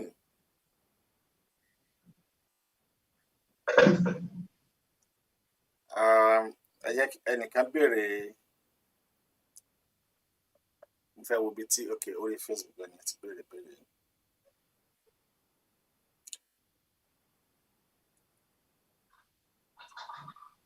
So ẹni yìí béèrè ó ní orúkọ ẹni team step waiting team ó ní bàbá there is something unclear to us was we are recent generation is curious about the agreement of independence between British and our founded father that make them so strong to remain in Nigeria as in taking loyalty, colonizing, and they are okay only. And why are we still taking permission from British government before Yoruba nation independent? Well, check it down. A dancer. Kó tó ṣẹlẹ̀ ní pé Britain kọ́ dẹ̀ ní problem wa lénìí. Britain fúnra ẹ̀ was a member of European Union. You know what it took them? Almost 2 years of wahala kan tó lè kúrò ńbẹ̀. So Britain kò lè sọ pé ká má kúrò. Ọ̀yọ́rọ̀ business is one so on. At all, it depends on how much we can. We need their support. We need the support of major powers. I need the support. All right, that's all right. I need the support everybody. Nítorí pé kí ni matter wa is a matter that will require referendum and so on, and there's some input at the United Nations level, and because it will require that, I need láti make sure pé a jẹ́ kí gbogbo àwọn èèyàn tí wọ́n kàn appreciate you pé and suffer. Àwọn British parliamentarian náà ti ń sọ̀rọ̀ nípa ẹ̀. But ọ̀rọ̀ pé agreement kan pẹ̀lú agreement kankan wà àtàwa ò ti Britain ò papọ̀ mọ́. Agreement tó dẹ̀ pa àwa àti other Nigerians for only the Republican Constitution wa 1963. And hence don't go outside that agreement has also become ineffective. And fundamentally the 2014 amalgamation something yet expire ní 1914 ó ti expire ní 2014. Kò sí nǹkan tó táyà wá pẹ̀lú Britain mọ́ except that for the purpose of world politics, international politics and so on, we need to make sure. Yes, ẹ kú ètò. Ẹ dárúkọ yín kí ẹ dẹ̀ sọ bí tí ẹ ti ń pè. Ẹ káàsán, Ramadan Mubarak. Thank you so much. Ṣé ẹ ní ìbéèrè tí ẹ fẹ́ bàbá léèrè? Adélálá Samuel ló sọ̀rọ̀ láti United Arab náà ni. Ṣé púpọ̀. Ohun tí a kí bàbá wa pé wọ́n kú wájú, wọ́n kú àgbà. Ọlọ́run bá wà pẹ̀lú wọn, àgbà wọn á dalẹ̀. Àṣẹ o. Èmi ń gbọ́ ọ̀pọ̀lọpọ̀ ọ̀rọ̀ tí bàbá sọ, ìfà àti ó múnú mi dùn lọ́pọ̀lọpọ̀ ìgbà náà ni mo máa ń sọ fáwọn èèyàn bọ̀ tí ó jáde lẹ́nu bàbá. I'm very very very glad. Many people á máa sọ pé ẹni tí ò bá sí lágbájá kan kò lè ṣeé ṣe tó bá sí tẹ̀mẹ̀dọ̀ kan, ṣùgbọ́n inú mi dùn pé bàbá sọ wípé kò sí ẹ̀dá kan tó lè dá ìrìnàjò yẹn dúró. Bàbá ẹ pẹ́ fún wa o. Lágbára Ọlọ́run ẹ̀mí yín á gùn. Gbogbo ẹ̀yin bàbá tẹ́ dúró ti òótọ́ pé kí àwọn ọmọ yín, àwa ọmọ yín, kí gbogbo akámọ́ kú lójú yín. Lágbára lọ dàgbà àṣẹ Èdùmàrè. Àṣẹ. Question kan péré àti kì í ṣe bí question. Èmi fẹ́ bẹ̀ bàbá lọ́wọ́ ẹ̀ níbo mo gbọ́ tán ní wọ́n máa ṣe meeting pẹ̀lú àwọn bàbá lọ́la. Èmi bẹ̀ yín bàbá ẹ jọ̀ọ́ mo fẹ́ kí mi fẹ́ lo opportunity láti bẹ̀ bàbá gbogbo bàbá Professor Banji Akintoye pẹ̀lú àwọn bàbá yẹn, ààrẹ Ìbà Gani Adams ní olóyè Sunday Igboho pẹ̀lú àwọn bàbá tí wọ́n wà ní iwájú. Èmi fẹ́ bẹ̀ bàbá ẹ jọ̀ọ́ ẹ jẹ́ kí gbogbo wọn pátápátá kí wọ́n fìmọ̀ ṣọ̀kan. Abẹ́ ní Central Pulse tí wọ́n pè ní Yoruba International Bank tó máa jẹ́ Yoruba International Bank. Àwọn ẹgbẹ́kẹ́gbẹ́ tó wà ní ìta ní ìsìn wọ́n lé ní tó á ti pọ̀ jù. Kì í ṣe pé pípọ̀ jù yẹn ò dá wa dúró, ṣùgbọ́n bá a ṣe pọ̀ yẹn bẹ́ẹ̀ la ṣe ń dáwó kélé tí ò ní túmọ̀. Gbogbo àwọn owó yẹn kò wá sójú kan. Nǹkan táwa rò pé gbogbo budget at least ó yẹ ká ní budget gbogbo nǹkan tá a bá ń ṣe gẹ́gẹ́ bí Yorùbá nation. Ká ní gbogbo àwọn executive wa kí wọ́n wà. A fẹ́ ṣe rally ni àwọn kan ló wà níbẹ̀. First aid ni àwọn kan ló wà níbẹ̀. Bóyá ní ti agriculture kí la fẹ́ ṣe kí at least kí ni gbogbo àwọn preparation kí ni nípa ti security àwọn defence so at least kí gbogbo each department á wà àwọn èèyàn wà àwọn executive máa wà lẹ́kọ̀ọ́ wọn máa monitor gbogbo àwọn department yẹn then owó á máa jáde láti central purse kì í ṣe pé bóyá èmi ẹgbẹ́ táyé èmi ẹgbẹ́ kẹ́hìndé ẹgbẹ́ alábálẹ̀ mi káwá máa dáwó lọ́tún lọ́sì ìlágbájá kan ṣe kínní kábẹ̀tì ní everybody kábẹ̀tì ní mo wá powó wọ́n fi wá powó jù kó dáa ẹjọ́ bàbá ẹ unite nínú kóṣù yìí tó parí sa ẹjọ́ ẹ fún wa ní central port ẹ fún wa ní central account a ní the central account ẹ pé bóyá bó ṣe jẹ́ $20 ẹ má bínú sa ẹjọ́ bó jẹ́ $20 ní gbogbo ọmọ Yorùbá káàkiri àgbáyé tó wọn máa contribute sí tó jẹ́ $20 tábàtẹ̀ lè rí bí 500,000 èèyàn sí 1 million at least gbogbo ọmọ Yorùbá á pọ̀ ó ti pọ̀ jù àá pọ̀ gan so bó ṣe jẹ́ 500,000 to 1 million èèyàn tábà lè máa contribute owó àrífẹ́ láàrin oṣù mẹ́ta ibi tá a máa dé ó máa ga gan because owó la need fún gbogbo àwọn agitation tá à ń ṣe owó ni bí wọ́n ṣe máa rìn láwọn US gbogbo àwọn diplomatic government gbogbo kan bá ṣe máa rìn bàbá owó náà ní sọ ẹjọ́ mo bẹ̀ yín ní bàbá ẹjọ́ ẹ ṣiṣẹ́ kọ̀ọ̀kan lọ́wọ́ àwọn bàbá Adébánjọ ẹjọ́ ẹ fún wa ní.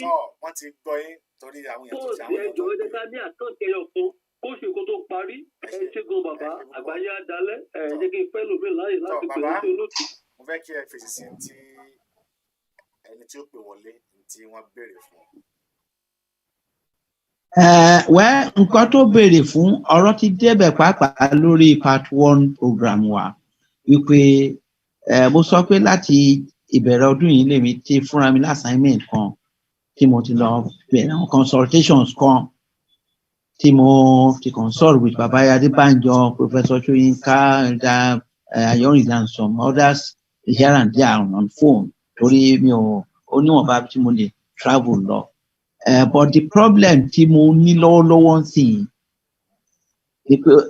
the first one Professor Banji Akitoye èmi àfà wípé Tọ́lá Adéníyì ti lo professionalism ẹ̀ láti polówó Yoruba World Congress nígbà tó ń dálẹ̀ which has also along the way popularize Professor Akitoye ó ti jẹ́ kọ́pọ̀lọpọ̀ ohun èèyàn kan gba as a Yoruba leader and so on and now òun àtọwọn Tọ́lá Adéníyì and other wọn sí ẹgbẹ́ yẹn ti dá sí mẹ́ta and so on but I have been calling him once in a while mo dẹ̀ tún máa ń lo àwọn tán I have some disciples of mine tí wọ́n shift sọ́dọ̀ ẹ̀ lórí Yorùbá especially ìtàn tó jóbìnrin ibi wá ọ̀pọ̀lọ́ wá bí tó tutù kà sí ó pẹ̀lú some of our attitudes some of them made me feel wípé bàbá yìí bó ń ṣàgámù kankan kò sí so wọn tó ń pariwo and that does not so èyí tó náà wọn tó ń gbọ́ mi lénìí tó ń bá wà tó ń nú ẹgbẹ́ tó yẹ kó ń relate mọ́ Professor Akitoye ẹ sọ fún àwọn leader kan sọ kó cooperate with me if you cooperate with me I will be able to make sure that I get him involved and a lot of all these people I have a way I can make sure that we get ourselves together. But ẹnìkan bá wà carried away wípé bóyá òun ti popular lamẹ́ríkà ní kankan on his own tí ò bá ṣe ó máa ń da nǹkan rú and that's the core of the thing. So I'm gbogbo nǹkan tẹ́ fẹ́ ní ten sọ ni mo understand. Mo sọ nu last program nígbà tá à ń ṣe nàdẹ́kò àwọn Igbos ní US tó àwọn Yorùbá àlejò get wọn kan tó lẹ́yìn mímọ̀ àmójúpọ̀ láàrin wa and so on. So what to sọ is a sort of, but I'm also appealing for those who are in position to talk to person like Professor Akitoye, talk to somebody like Gani Adams. Kí wọ́n kàn mélòó. So if they can I can reach other leaders. I am not the type that want to exclude. I don't believe in exclusiveness. Sort of no. So I will make sure that I do it as an assignment. Kí àwọn àgbààgbà yẹn lè papọ̀. Tí àwọn àgbààgbà yẹn bá lè papọ̀ tí ò sí pé bóyá èmi ní sort of then nǹkan tẹ̀ ń sọ. But in the meantime, ẹ̀yin tẹ́ wà on the global something náà ẹ try bẹ́ẹ̀ sí kẹ́ papọ̀. Mo ti mention nípa one Demola Jacobs or so tó dáa pé òun ló ń lead the Yoruba Nation something wọ̀nyí. I expect you to have seen me long ago. Let him come and see me. He's coming to see me in the sense of the Yoruba Nation, not in my own interest. Because I don't need anything from you. I'm somebody who can be anything I want to be, minister, whatever. But to me, I discuss. I want to become because sort of. So we'll be able to synchronize. All we need is to synchronize. I may, God may use me to do all this. I promise you, I will do my best. That's all I can say here. Bàbá ti ní pé àwọn á ṣe ọ̀pọ̀lọpọ̀ iṣẹ́ tó bá yẹ kí àwọn ṣe, ṣùgbọ́n níbi tí ara wà ń sìn àwọn ò lè lọ́kùn gírì lọ bá Professor Banji Akintoye wọn ní tí wọ́n bá lè wá rí àwọn pé. Kò tẹ̀ ní ìkọ́ rí mi, let him just call me on the phone. Má dẹ̀ pé after today I'll call him. Okay. Let him pick and with fake, but a bá sọ̀rọ̀. So tó bá pé call tó dẹ̀, he needs to realize that nǹkan tó ń bọ́ sí a few years ago, on 21 bẹ́ẹ̀ long ago, and he must respect them. They may not be professors. If I were to be a sort of, but I can call all of them together. Tolade is a man I respect who respects me too.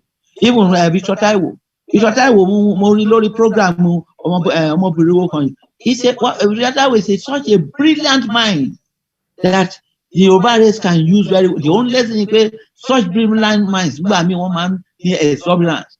Over exuberance, will bring about the leader of Yoruba One Congress and so on. So I go to Abba to discuss issue and to throw me to I need the Yoruba but as he realized, no speech control they make back to break away again from actually Otis Sorope, leader, and just survive. So I will call him.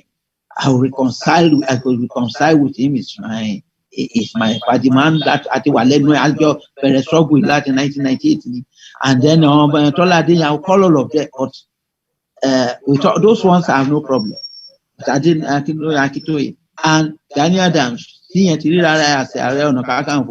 it's above every other person in Yoruba land. Well, he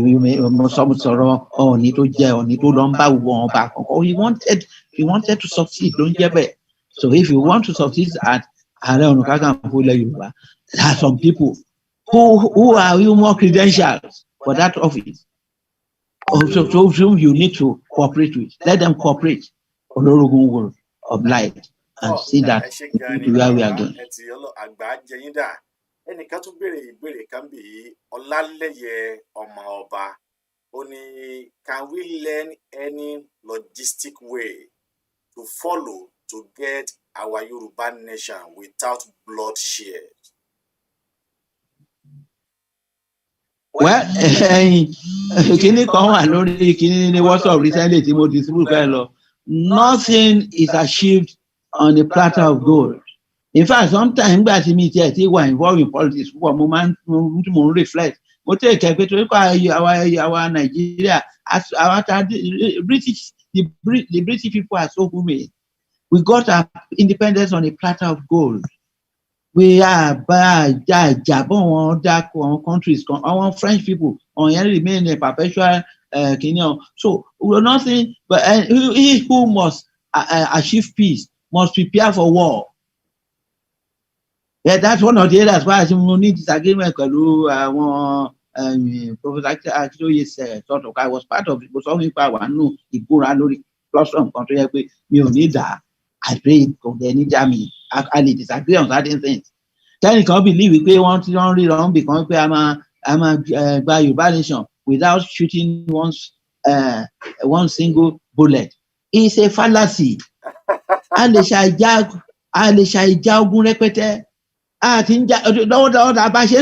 tell you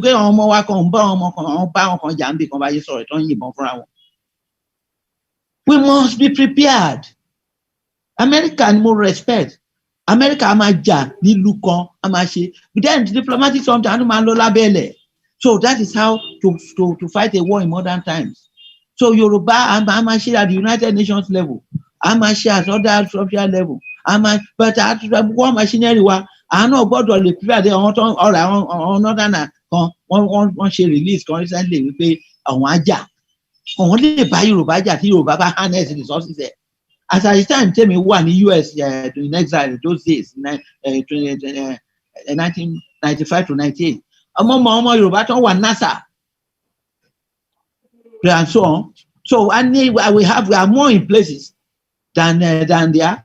Tó bá jẹ́ yẹn tó mú mọ̀ pé àwọn ní connection pẹ̀lú Al-Qaeda, ISIS and so on tó yẹ pé àwọn enemies wọn ṣe kọ but táwa náà bá lo resources wa dáadáa àti US àti UK àti France gbogbo wọn an influence lórí wọn ju àwọn lọ Islamic ni non-influence wọn sí. Yes, because those people àwọn mọ nígbà tí when the ships are down ọ̀dọ̀ wa náà ní resources sí. Mo sọ fún yín láfíà yẹn pé mo blast wọn pé wọ́n náà support wa ní àdẹ́kò and in only 5 years between 1993 and 1995 investment US has grown from $3.5 billion to 7 point something. Mo blast wọn ní meeting kan. So and because they don't want all those things to waste, no ṣe báwa yá ṣe intervention tó ń ṣe tí U12 comes to a sudden close bóyá close here. Investment wo náà ní lọ́dọ̀ wọn náà ọ̀dọ̀ wa náà ní investment perpetual investment because okun kankan is the greatest investment any nation lè ní long stretch of the sea from the bight of Bonny to Benin to Soto. So well ọ̀rọ̀ díẹ̀ ti sọ fún alọ́gbọ́n a gbọ́dọ̀ àsọkọ afẹ́ jagun but be prepared. Ṣé gan ni bàbá Ọlọ́run á jẹ́ kí ẹ pẹ́ fún wa wọ́n ní kì í ṣe wípé a fẹ́ jagun wọ́n ní ṣùgbọ́n pé kí ni o kí a gbáradì kí a múra sílẹ̀ wọ́n ní òun ni. Ẹnìkan tún béèrè ìbéèrè níbí àmọ́ ìbéèrè yìí màá torí ó dà pé ẹ ti dá ìbéèrè yìí nínú part 1 àwọn wípé ní àná nígbà tí ó lóun ò fẹ́ wọ orí adé òun nílẹ̀ pé kí ẹnìkan kan dédé yọ òun kúrò lásán ni ò jẹ́ kí ó dà pé òun dákẹ́ ṣùgbọ́n ní màá dáhùn màá sọ ìbéèrè ẹ̀ bàbá mi ó ní orúkọ tó ní Orofin Bright Ọlájídé ó ní please help me ask baba ó ní why is it that our leaders in Yoruba land are afraid of Fulani Hausa, hence they all keep silent on our future.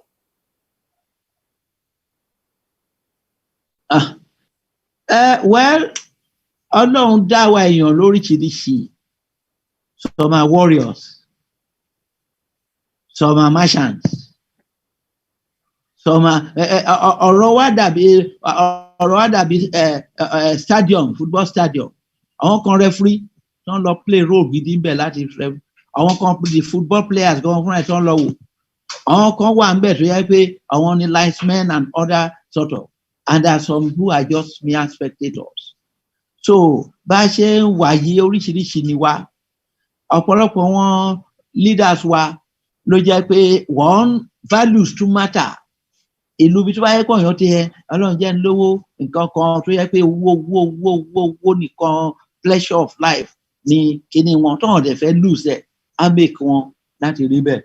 But to me I don't give a damn about that. Tí àwa tá a fẹ́ nǹkan yẹn tá a bá fẹ́ ṣe like I've always said the train of revolution will pass over such people.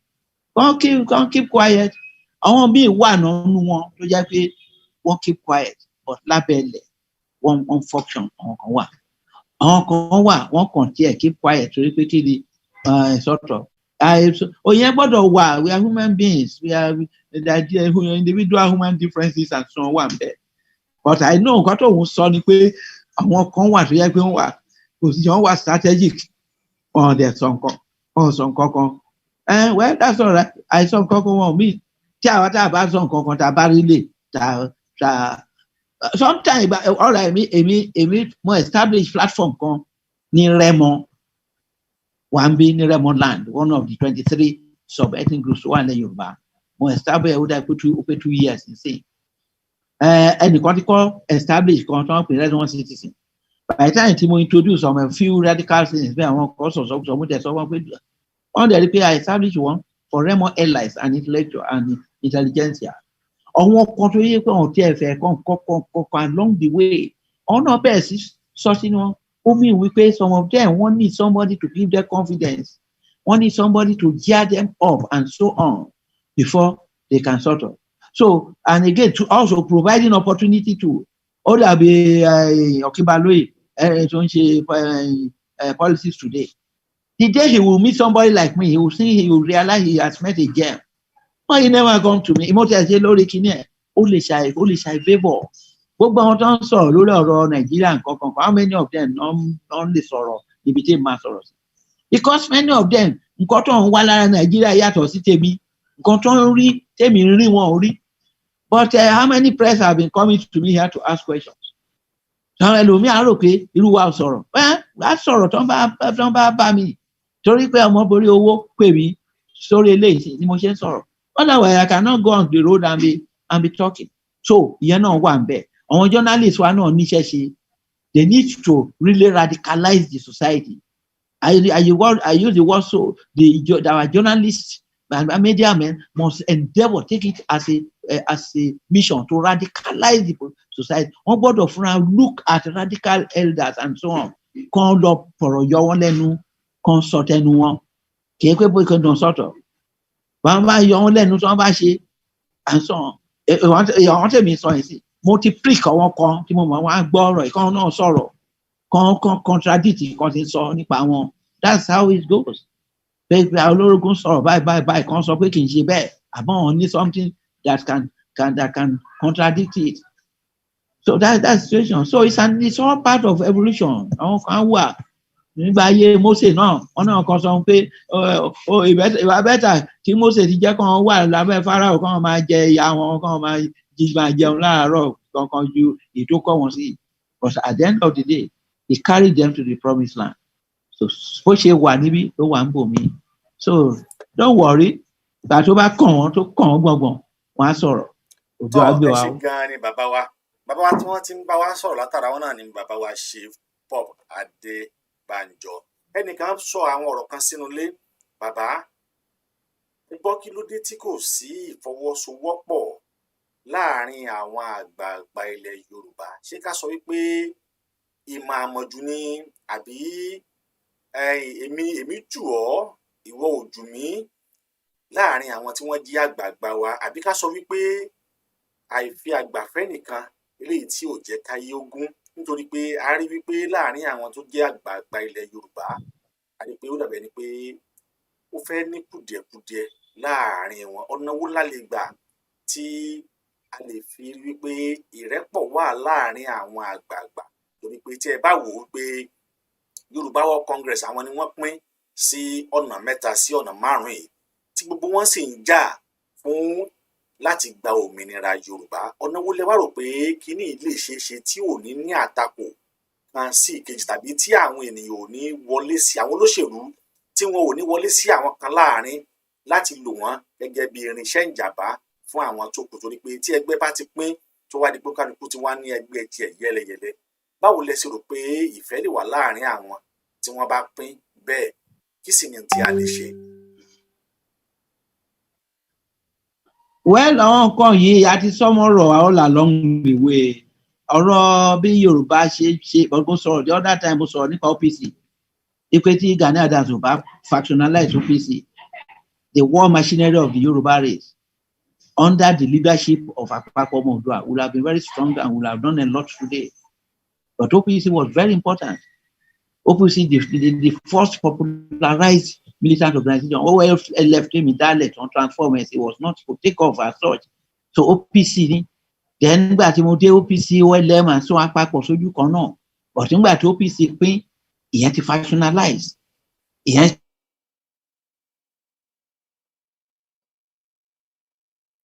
ó dàbẹ̀ ni pé nẹ́tíwọ́ọ̀kì bàbá ó dàbẹ̀ ni pé nẹ́tíwọ́ọ̀kì wọn yẹn ó tọ̀ ẹ̀yin ènìyàn wa ó dàbẹ̀ ni pé nẹ́tíwọ́ọ̀kì wọn ó ti lọ díẹ̀. Mo rò pé ọ̀pọ̀lọpọ̀ ìbéèrè èyí tí ẹ̀yin ènìyàn wa béèrè, mo rò pé ọ̀pọ̀lọpọ̀ ìbéèrè yín ni mo ti fèsì sí, ni bàbá ti dáhùn, bẹ́ẹ̀ ni mo sì ti bá yín béèrè láì fi kan bọ̀ kan nínú àwọn ọ̀rọ̀ yìí. Tí nẹ́tíwọ́ọ̀kì bàbá ti padà á tún dáhùn padà sí orí afẹ́fẹ́. Ẹ̀yin yẹn wá kó tó di pé nẹ́tọ̀ bá dé ẹ lọ bá wa subscribe sí orí YouTube channel wa. A ti ń fi àsìkò yìí sọ fún ẹ̀yin ènìyàn wa láti torí pé orí YouTube channel wa ó ṣe pàtàkì fún wa láti lè jẹ́ kí ẹ bá wa subscribe sí orí ẹ̀.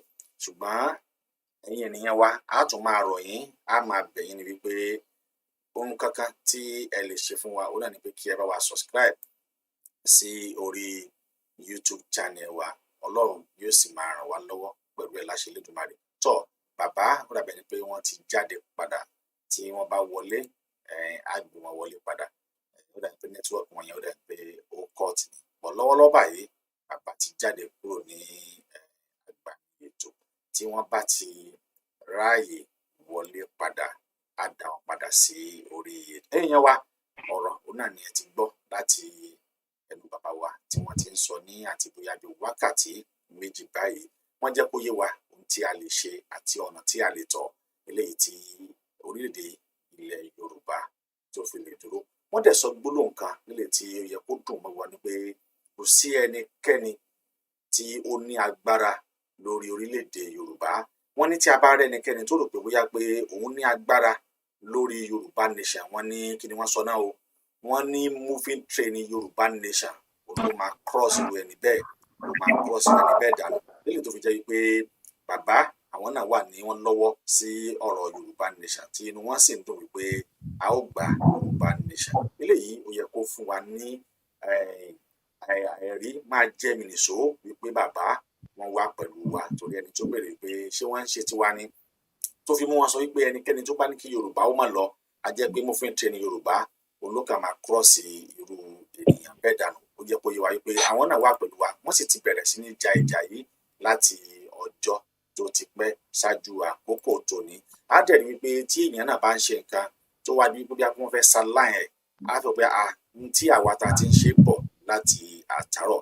Á fi àsìkò yìí á fi rọ bàbá wa Professor Banji Akintoye pé kí wọ́n jọ kí wọ́n dábọ̀, torí pé wọ́n ti ṣáájú nínú ìjà yìí. Yorùbá sì ní pé aṣáájú ogun kò kì í bẹ̀rù ogun. Wọ́n sì ní àgbà tí ó bá ti ṣáájú ogun ó gbọ́dọ̀ fi ara gba ọ̀pọ̀lọpọ̀ àwọn gangan, torí pé wọ́n ti di ẹ̀gbin gbọ́dọ̀ yí wọn lára. Wọ́n gbọ́dọ̀ bá wa tọ̀ àwọn báyìí lọ. Bàbá yìí lórí ọ̀rọ̀ Yorùbá ò ní wọ́n ní accident sí, tí wọ́n sì ní àpá ilé tí a mọ̀ sí àpá ẹ̀yìn dídùn, débi pé ìwọ̀nba ní agbára wọn ló lè ṣe wọn. Àmọ́ tí bàbá wa Banji Akintoye gẹ́gẹ́ bí wọ́n ṣe máa ń sọ fún wa wípé everybody ńlá wọn tẹ̀lé, everybody tó bá wọn ṣe làwọn fẹ́ bá ṣe. Màá rọ̀ wọ́n kí wọ́n dákun kí wọ́n dábọ̀ tí wọ́n bá ń wo ètò yìí, kí wọ́n tọ̀ bàbá yìí lọ ní Ṣàgámù bí tí wọ́n wà. Ọ̀pọ̀lọpọ̀ nǹkan míì wà tí àwọn méjì tún lè jọ jókòó tí wọ́n lè jọ sọ. Ẹgbẹ́ tó ń sọ pé wọ́n ní kódà wọ́n ní kí wọ́n má pe àwọn á pè wọ́n, ṣùgbọ́n kí wọ́n gbé kọ́ọ̀lù àwọn. Yorùbá wọ́n sì ní lówe òun la máa ń gbà gidigbo, ọlọ́gbọ́n ló ń jo ọ̀mọ̀ràn ló ń mọ̀. Tó bá fi wọn sọ wípé àwọn á pè wọ́n, ṣùgbọ́n kí ẹ̀yin tí ẹ bá súnmọ́ bàbá Banji Akintoye pé ẹ bá wọn sọ̀rọ̀ pé kí wọ́n gbé kọ́ọ̀lù àwọn. Ẹ rí i pé ọ̀rọ̀ àgbà ò ní wọ́n sọ láàárín ọ̀hún. Ó sì yẹ kí ó yé gbogbo wa wípé tí ò bá nídìí obìnrin ò kì í jẹ́ ìkúmólú. Tí a bá fi rí obìnrin tí ó jẹ́ ìkúmólú a jẹ́ pé ikú ti mólú lé bàbá wọn lọ nìyẹn. Ó ní àwọn àgbààgbà wa ní láti ṣe pọ̀. Tí àwọn àgbààgbà wa ò bá ṣe pọ̀, torí wọn à ní fẹ́ kí ẹnìkan gba oríyìn ní iṣẹ́ tí àwọn ti ń ṣe pọ̀ látọjọ́ tó ti pẹ́. Gbogbo apápátá tá jẹ́ ọ̀dọ́ lórí ètò yìí, ẹ jẹ́ ká jọ ronú, ẹ jẹ́ ká jọ wò ó kí ni tí àwọn ọ̀dọ́ lè ṣe, because lé àwọn àgbààgbà wọ̀nyí wọn à ní fẹ́ kí ẹnikẹ́ni ó dúró nítorí pé òun ni ó gboríyìn nítorí pé táwọn ti ń ṣe é bọ̀ ni. Ẹ sì mọ ọ̀rọ̀ Yorùbá a máa jà tá a sì tún máa rẹ́rìn síra wa. Àmọ́ tá a bá ti jọ jókòó tá a ti jọ sọ pé kó dáa mo fara mọ́ máa ń sọ wájú níbikíbi tí onítọ̀ náà bá ti wá ń sọ̀rọ̀ tó mẹ́sàn pé àwọn bàbá wa o olórógun wọn wà ń kalẹ̀ pẹ̀lú wa o wọ́n ṣe kíní kan tá a ti mẹ́sàn àwọn tó yẹ ká mẹ́sàn wọ̀nyí, inú tí wọ́n náà máa dùn wípé àwọn wà nínú sísítẹ́ẹ̀mù yẹn. Ẹ jẹ́ ká bára wa sòótọ́ ọ̀rọ̀ wá láàyè, ẹ jẹ́ kí á bára wa sòótọ́ ọ̀rọ̀ ń sìn kó yéra wa, ẹ jẹ́ ká jọ sòótọ́ ọ̀rọ̀ fún alára wa. Ẹ má jẹ́ ká fi ẹ̀kọ́ tanná fún torí pé kankan ń ṣẹlẹ̀ ní abẹ́lẹ̀ táwa ò mọ̀. Kankan ń ṣẹlẹ̀ ní abẹ́lẹ̀ tí àwa ò mọ̀ tí ò yé wa, tó jẹ́ pé ọ̀pọ̀lọpọ̀ àwa tá a jẹ́ mídíà ọ̀pọ̀lọpọ̀ wa mọ̀ díẹ̀. Àmọ́ bàbá Banji Akintoye àti mọ̀ wọ́n ní aṣíwájú, ṣùgbọ́n kí àwọn náà kí wọ́n wá jọ kán wọlá àwa tá a jẹ́ ọmọ wọn, kí wọ́n tún kó àwọn kan tí wọ́n mọ̀ nípa kíní lọ́jọ́ tó ti pẹ́ kí wọ́n kó wọn sòdí kí wọ́n jọ jókòó papọ̀. Bàbá tí ó sọ̀rọ̀ yìí wọ́n wà lára àwọn tí wọ́n lọ bá Ọọ̀ni of Ifẹ̀ yẹn ọba àná, that was 2014 rather, tí wọ́n ti endorse Yorùbá nation. I have the picture tí wọ́n ti endorse Yorùbá nation pẹ̀lú flag àti national anthem tí wọ́n ti endorse ẹ̀ láti 2014 kó tó di wípé bóyá pé àwọn bàbá gan wá dìde wípé àwọn fẹ́ jà fún Yorùbá nation. Ṣé ẹ rí wípé irú èèyàn bẹ́ẹ̀ a ò lè yọ kúrò nínú system tó ti ń ṣe bọ̀ tó dẹ̀ ní ẹ̀rí. Wọ́n ṣẹ̀dá àwọn picture kan sí mi tí màá gbìyànjú láti lò lórí program yìí fún àpẹẹrẹ nígbà tí wọ́n ṣe Pan African meeting pẹ̀lú ṣé bàbá wa Fáṣẹ̀hùn nígbà tí wọ́n ṣe meeting pẹ̀lú wọn.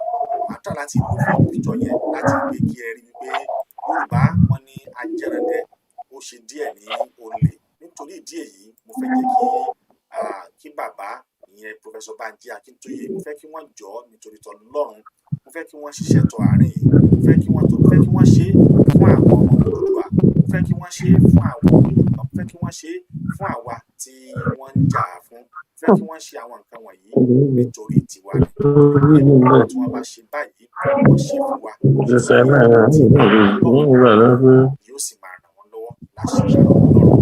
Lágbára Elédùmarè, Ọlọ́run á jẹ́ kí a dé ilẹ̀ ìlérí ní ayọ̀ àti àlàáfíà. Tó ẹ jẹ́ kí n wò ó bóyá bàbá bóyá mo tún lè dá wọn padà sí inú ilé, bóyá wọ́n tún lè padà wá. Àmọ́ bí ó ní last week náà bí network wọn ṣe bó ṣe lọ náà nìyẹn tí wọn ò ráyè parí ètò pẹ̀lú wa. Tó lónìí náà bóyá device wọn bóyá ó tún ti off nìyẹn. Mo mọ̀ pé lágbára Ọlọ́run wọn á padà join wa ní àìpẹ́.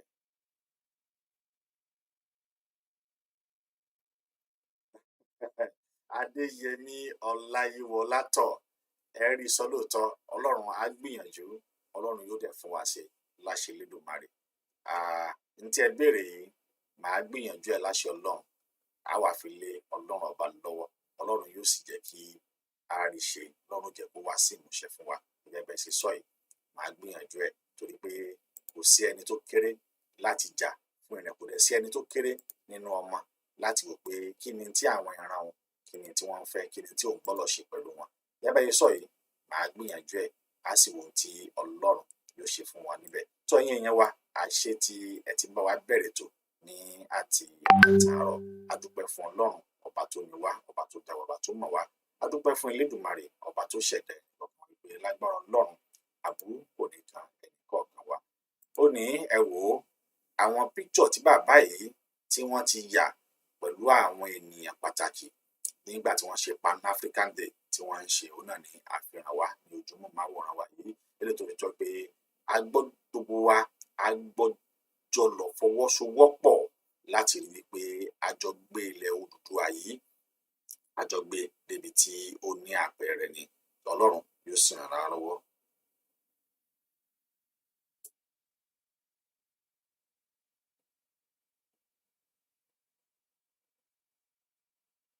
Tọ́ bàbá ní pé àwọn ń padà bọ̀, ó dàbẹ̀ ni pé device wọn yẹn ó dàbẹ̀ pé ó wọ́n sort it out ni wọ́n náà ń padà bọ̀. Tí wọ́n bá ti padà wọlé á jẹ́ kí wọ́n tún wà pẹ̀lú wa. Ẹ̀yin ènìyàn wa tí ẹ ń wò wá nílé, ẹ lọ bá wa subscribe sí orí YouTube channel wa, ẹ lọ bá wa subscribe sí orí ẹ̀. Ẹ rí i pé à ń sọ lemọ́lemọ́ pé ọ̀nà kan gbòógì eléyìí tí ẹ lè fi ràn lè ṣe wa lọ́wọ́, òun náà ni kí ẹ bá wa subscribe sí orí YouTube channel. Tá bá sì rẹ́nikẹ́ni tí ó fẹ́ ràn wá lọ́wọ́ nínú channel wa látàrí táwa náà ń ṣe, pé ó ní àwọn nǹkan tó yẹ, at least àwa náà ní àwọn nǹkan tó yẹ kí a tún máa ṣe kún àwọn ètò yìí, ṣùgbọ́n tó yẹ pé agbára wa ò ká, ẹ dákun ẹ lè bá wa fi owó sí orí PayPal wa, Ọlọ́run yóò sì ràn wá lọ́wọ́. Tọ́ ẹ̀yin ènìyàn wa tí ẹ wà nílé, ọ̀rọ̀ láti gbọ́ yìí látẹnu bàbá tí wọ́n ti ń sọ ní àtàtàárọ̀. Yorùbá sì ní wípé àbọ̀ ọ̀rọ̀ òun náà ni a máa ń sọ fún ọmọlúwàbí, tó bá ti dénú ẹ̀ yóò dòdìdì. Ilé tí wọ́n ti sọ lónìí àbọ̀ ọ̀rọ̀ ni, tó bá dénú wa yóò dòdìdì.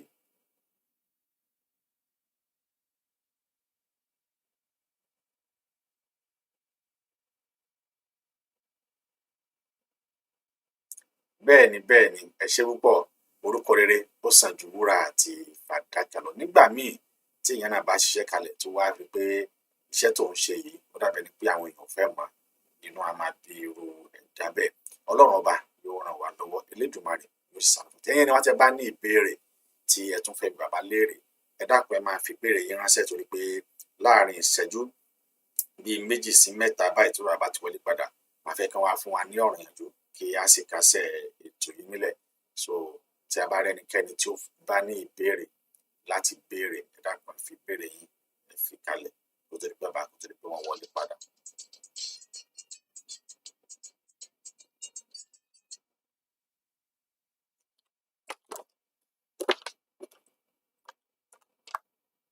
Hello.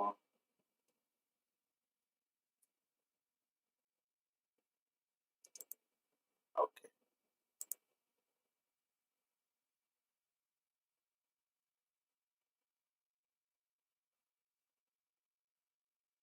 Tọ́ bàbá wọ́n ti ń join wa padà ní orí ètò.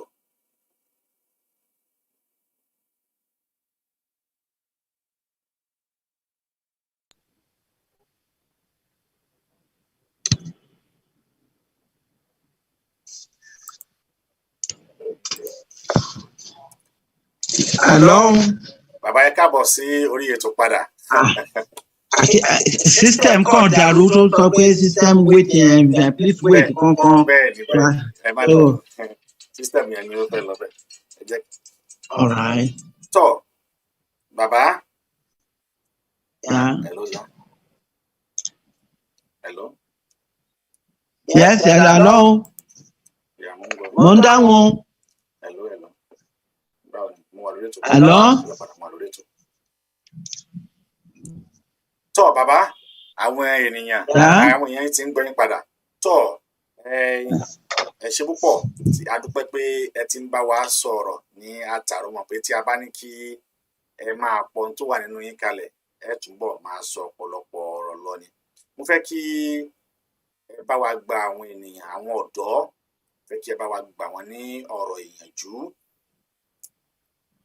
Ẹ ti promise wa pé ẹnìkan ti sọ ní pé tí ẹ bá ti pe bàbá Bánjí Akíntóyè, ó ní wọ́n á gbé kọ́ yín, ó dàbẹ̀ tó súnmọ́ wọn ni ó ní ẹ̀yin ẹ pè wọ́n, ó ní wọ́n á gbé kọ́ yín. So ó ní kẹ́ ẹ pè wọ́n, ó ní wọ́n á gbé kọ́ yín. Tọ́ àdẹ̀dúpẹ́ mo gbà pé lágbọ́rọ̀ Ọlọ́run yóò fi ìfẹ́ ilé tí ó múná tó dóko yóò fi sí àárín ẹ̀yin àwọn ẹ̀yin àgbààgbà wa tí ẹ lè fi tukọ̀ wa dé ilẹ̀ lórí. So wọ́n ti dáhùn béèrè yẹn, ẹni tó béèrè pé is it possible to get our Yoruba nation without? Wọ́n ti dáhùn ẹ̀, wọ́n ti ní pé kò sí bá a ti fẹ́ ṣe tí a ò ní jagun, ó kàn lè má pọ̀ ni. Bàbá ti dáhùn àwọn ìbéèrè yìí. Ẹnikẹ́ni tí tó bá tún ní ìbéèrè, ẹ dákẹ́ máa fi ìbéèrè yín, ẹ máa fi ránṣẹ́. Bàbá ti dáhùn àwọn ìbéèrè yìí, wọ́n ti dáhùn ẹ̀. Bá a tiẹ̀ ní jagun, a gbọ́dọ̀ prepare. He who must make peace must prepare for war. Ẹni tó bá máa ṣe peace á prepare fún ogun, torí àwa èèyàn láwa ní ayé adẹ̀ ní certain things in our nation. Àwọn tá à ń bá ṣe wọn ṣe tó ń reason along, so we must prepare for them. Ibi tí àlọ́ ṣe ń gbọ́ mi. Àwọn ń gbọ́ ìṣà ń gbọ́ bàbá. Ibi tí àwọn bíi Sunday Igboho ti useful nìyẹn. Mo sọ̀rọ̀ the other time effort mo ti make láti reach ẹ̀. Mo ti reach ẹ̀ long before kó tó tẹ̀ lọ sí ọ̀rọ̀ mo ti try láti reach ẹ̀ ìgbà tí mo ti gbọ́ nípa ẹ̀rí mo dẹ̀ ti hence wẹ́ pé mo ń bring gbogbo àwọn tó yíran wà ní ìjàngbara papọ̀. Mo ti try láti reach ẹ̀. Nígbà tó dẹ̀ tó lọ sí kankan tó dé mo rí bí get number mo pè severally. Mo send WhatsApp message mo explain ara mi pé bye and so on. Mo tún ti máa send gbogbo nǹkan yẹn sí ẹ̀ wonder how can this old man make this type of an effort, but kò surprise me because gbogbo nǹkan ló ní dimensions ẹ̀. Àwọn èèyàn kan they don't get together, their spirit may not, but their spirit only doesn't go work together because there are many. It's not only one Sunday Igboho nílẹ̀ Yorùbá. They are here and there. Láàrin the past 1998 àti dẹ́gbẹ́lẹ̀ nǹkan kan tá à ń ṣe wọ̀nyí. Àti lọ́pọ̀lọpọ̀ nínú àwọn ọmọ ẹgbẹ́ tó yẹ kó ń lágbára púpọ̀. Kò sí irú situation yẹn gbà yẹn tí màmá kan lò wọ́n sí. Ìmí inú wọn sì ó ti ń dàgbà. And imagine 1998 to now. You know what age it is. And to one if you are around the age of 32, 30 something by only age to them at dancing and so on. So one what? But the important thing is that don't buy imagine come over celebrate one maybe one fi pay abi so that they will still be able to realize that they must get along. In discussing him pẹ̀lú àwọn àgbààgbà mo sọ mo ní mo discuss ẹ pẹ̀lú bàbá Adébáyọ̀ mo discuss pẹ̀lú àwọn nǹkan sọ. I always say to see him as a gem that is very useful in the struggle for Yoruba nation. But he must be managed. That is, he must be part of a leadership that will say, Sunday Babi, Lagbaye Babi, Babi. Èwo lè dá ṣe nǹkan kan fún gbogbo ilẹ̀ Yorùbá. Bẹ́ẹ̀ ni bàbá ẹ ṣe púpọ̀ ẹ kú òun ní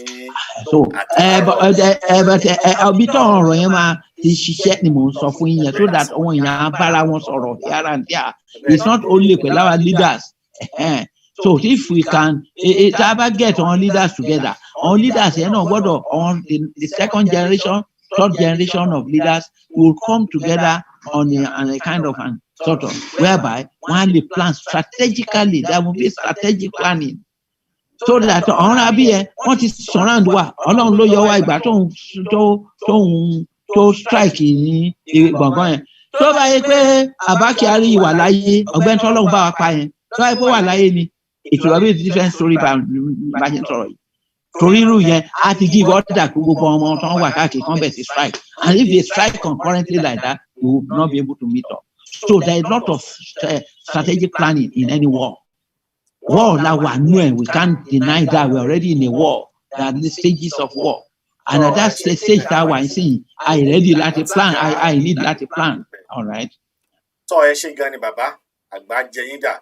Tọ́ ẹ̀yin ènìyàn wa ìbéèrè tí ẹ béèrè yìí bàbá mo fẹ́ kí ẹni yìí tó béèrè last yìí tẹ́ bá ti wá dà mo fẹ́ kẹ́ fún wa ní ọ̀rọ̀ ìyànjú láàrin ìṣẹ́jú méjì péré kí á dẹ̀ kásẹ̀ ètò yìí kọjá àti lò ní ìfẹ́ ká lò ju wákàtí méjì lọ.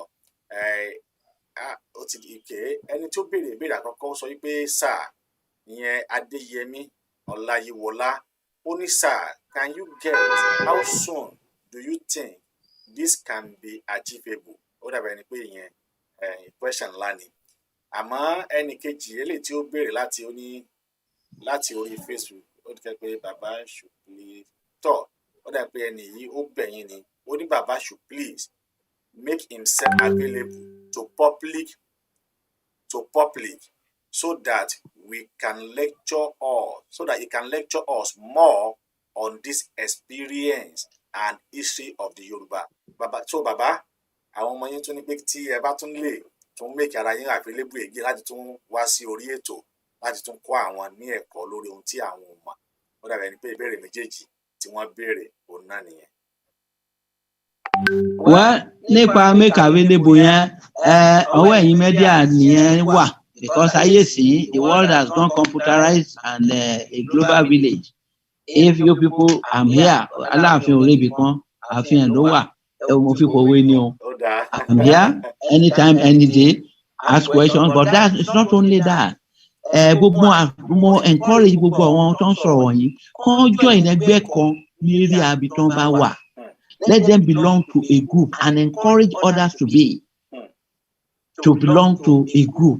Never belong to a group. Within that group, try yourself to be influential enough that when we call meeting of groups and so on, group yìí náà tó affiliate tẹ́lẹ̀ rí, a máa encourage gbogbo group kan affiliate má papọ̀ ọmọ Oòduà. Torí gbogbo vision yìí là á ti rí as at 1998 tá a fi kó gbogbo ẹgbẹ́ jọ pọ̀ pé kó wà as àpapọ̀ ọmọ Oòduà as a body. So that our leaders ẹgbẹ́ yẹn will go meet from time to time with strategies and so on. Ṣùgbọ́n arúmọjẹ oríṣiríṣi federation bẹ́ẹ̀ náà dẹ̀ ti àwọn ẹlòmíì ẹgbẹ́ kan ṣo ni wọ́n máa pera ní federation wọn náà kó ẹgbẹ́ jọ nǹkan wọn kàn sọ̀tọ̀. Ìyẹn ti dá nǹkan rú gbogbo nǹkan tó kà lẹ́ẹ̀kan pé ṣé òun ló lè ṣẹlẹ̀ sí ilẹ̀ Yorùbá ṣé àìfàgbàfà gbogbo ẹ̀ pátápátá ni àrùn wa ó ti ka gbogbo àrùn wa sílẹ̀. I'm telling you. Ṣé gbogbo wa bá fi ìyìn fẹ́ tó yẹ tá a fi kò sẹ́ni tó nípò tá a ṣe kọ́ irú èmi at my age and with all my profile tí n bá lè máa struggle pé na to reach Sunday Igboho, you know what it is? It's because I come I realize we need him. Ọ̀nà ojú jì sí mu. What will I need from him? But nǹkan yìí dá ń ṣe yìí, he is one of the potential instruments for Ikoko. I want to reach him. That is my joy. So tabati bẹ́ẹ̀ kẹ́ni mo dey expect every other Yoruba leader ṣe, every Yoruba man tó bá show potential tó ń ṣe, let us harness them. Then ẹ̀yin náà kẹwàá ẹ join groups here and there. Kẹwàá join groups one way or the other. Join on platforms. In the course of the platforms, ríru wa lórí àwọn platforms kan tó yẹ pé lè sọ̀tọ̀. Then one way, àdẹ̀tí bring gbogbo ẹ̀ parapọ̀ well bóyá with the lead effort tẹ́ni kò ń ṣe ìtì má ṣe, and so maybe we'll be able to bring ourselves together. Torí that's the greatest problem that we have. HNUA Bako, united we are strong. In victory, divided we fall. Loma Jeka fall. So that's the situation. Well, àdúrà mi ìmọ̀ràn tèmi lè gbà níkàlù pé tí Yorùbá first of all ká ṣòótọ́, ká má dẹ̀ wà opportunistic. Yorùbá wà too opportunistic. Then let us adjust our values. Ẹyẹ gbẹ̀yìn fún wọn tó yẹ pé wọ́n lọ ṣe wọ́n tà yín.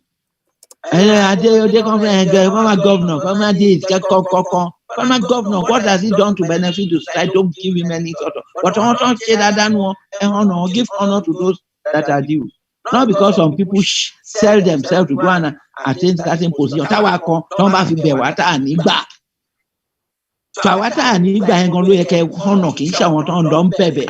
Tí mi máa lọ pàdé wọn ní Saudi Arabia, tí mi máa lọ oríṣiríṣi just to kan ṣáà lè gba ipò lọ́wọ́ wọn tó yẹ pé they are our enemies at the end of the day. And sort of so Yorùbá gbọ́dọ̀ ṣe gbọ́dọ̀ ṣe adjustment in our values, adjustment in our conduct, and then be ready to pay the price. Pay the price yẹn ni pé tó wó tọ́nu gbogbo ẹ̀ tí èmi yóò bá estimate oye owó tí mo ti ná sí ọ̀rọ̀ struggle yìí. At least since 1993 tọrọ June 12 ti bẹ̀rẹ̀ ó ní nǹkan tó ṣe. Ní bá dẹ̀ wọ estimate gbogbo nǹkan tó yẹ kí n ti ṣe tí bá ti gba àwọn appointment kan gba mi lọ gba minister bí mo lọ gba nǹkan kan bì kan mo lọ nǹkan kan ó ní nǹkan tó máa ṣe. But a lot of us don't give a damn. Yes, I thank God. ọmọ tó yàtọ̀ sí pé wọ́n lówó ìdánù náà. My children are also successful. All my children are graduates and have sort of. No, mi ò kàn ló rẹpẹtẹ fún ọ. Mi máa ń bẹ dáàdi ẹ bá don't tell me that. I've given all that I needed to give it education and direction. Try to make something out of. We have come to this world to make an impact. Your daddy have made an impact. You also make an impact. That's the situation. Àwọn tí bàbá ẹ̀ tán kó wá jẹ tán ṣe nǹkan tán ń ra kíní fi ṣe birthday fún. Let them continue. Àwọn náà kó wá sí gbogbo pálapàla yìí. Tó ń kálukú ẹyin tó bó ṣe rí nìyẹn. Tó bàbá ti gbọ́ wọ́n ní pé kí ẹ̀yin náà pé kí ẹ bẹ̀rẹ̀ sí ní ṣe àwọn public lecture. Bàbá ti gbọ́ ẹnìkan wá. Tó orúkọ bàbá òun náà ni Chief Dr. Pope Bàbá Adébánjọ, ẹni tó béèrè pé kí ni orúkọ wọn. Simply Olórogún Adébánjọ àti Ṣàgámù. Olórogún Adébánjọ, ààrẹ Olórogún. But as for email, pop Adébánjọ at gmail.com. That's all. Tó ẹ̀yin ènìyàn wa Yorùbá.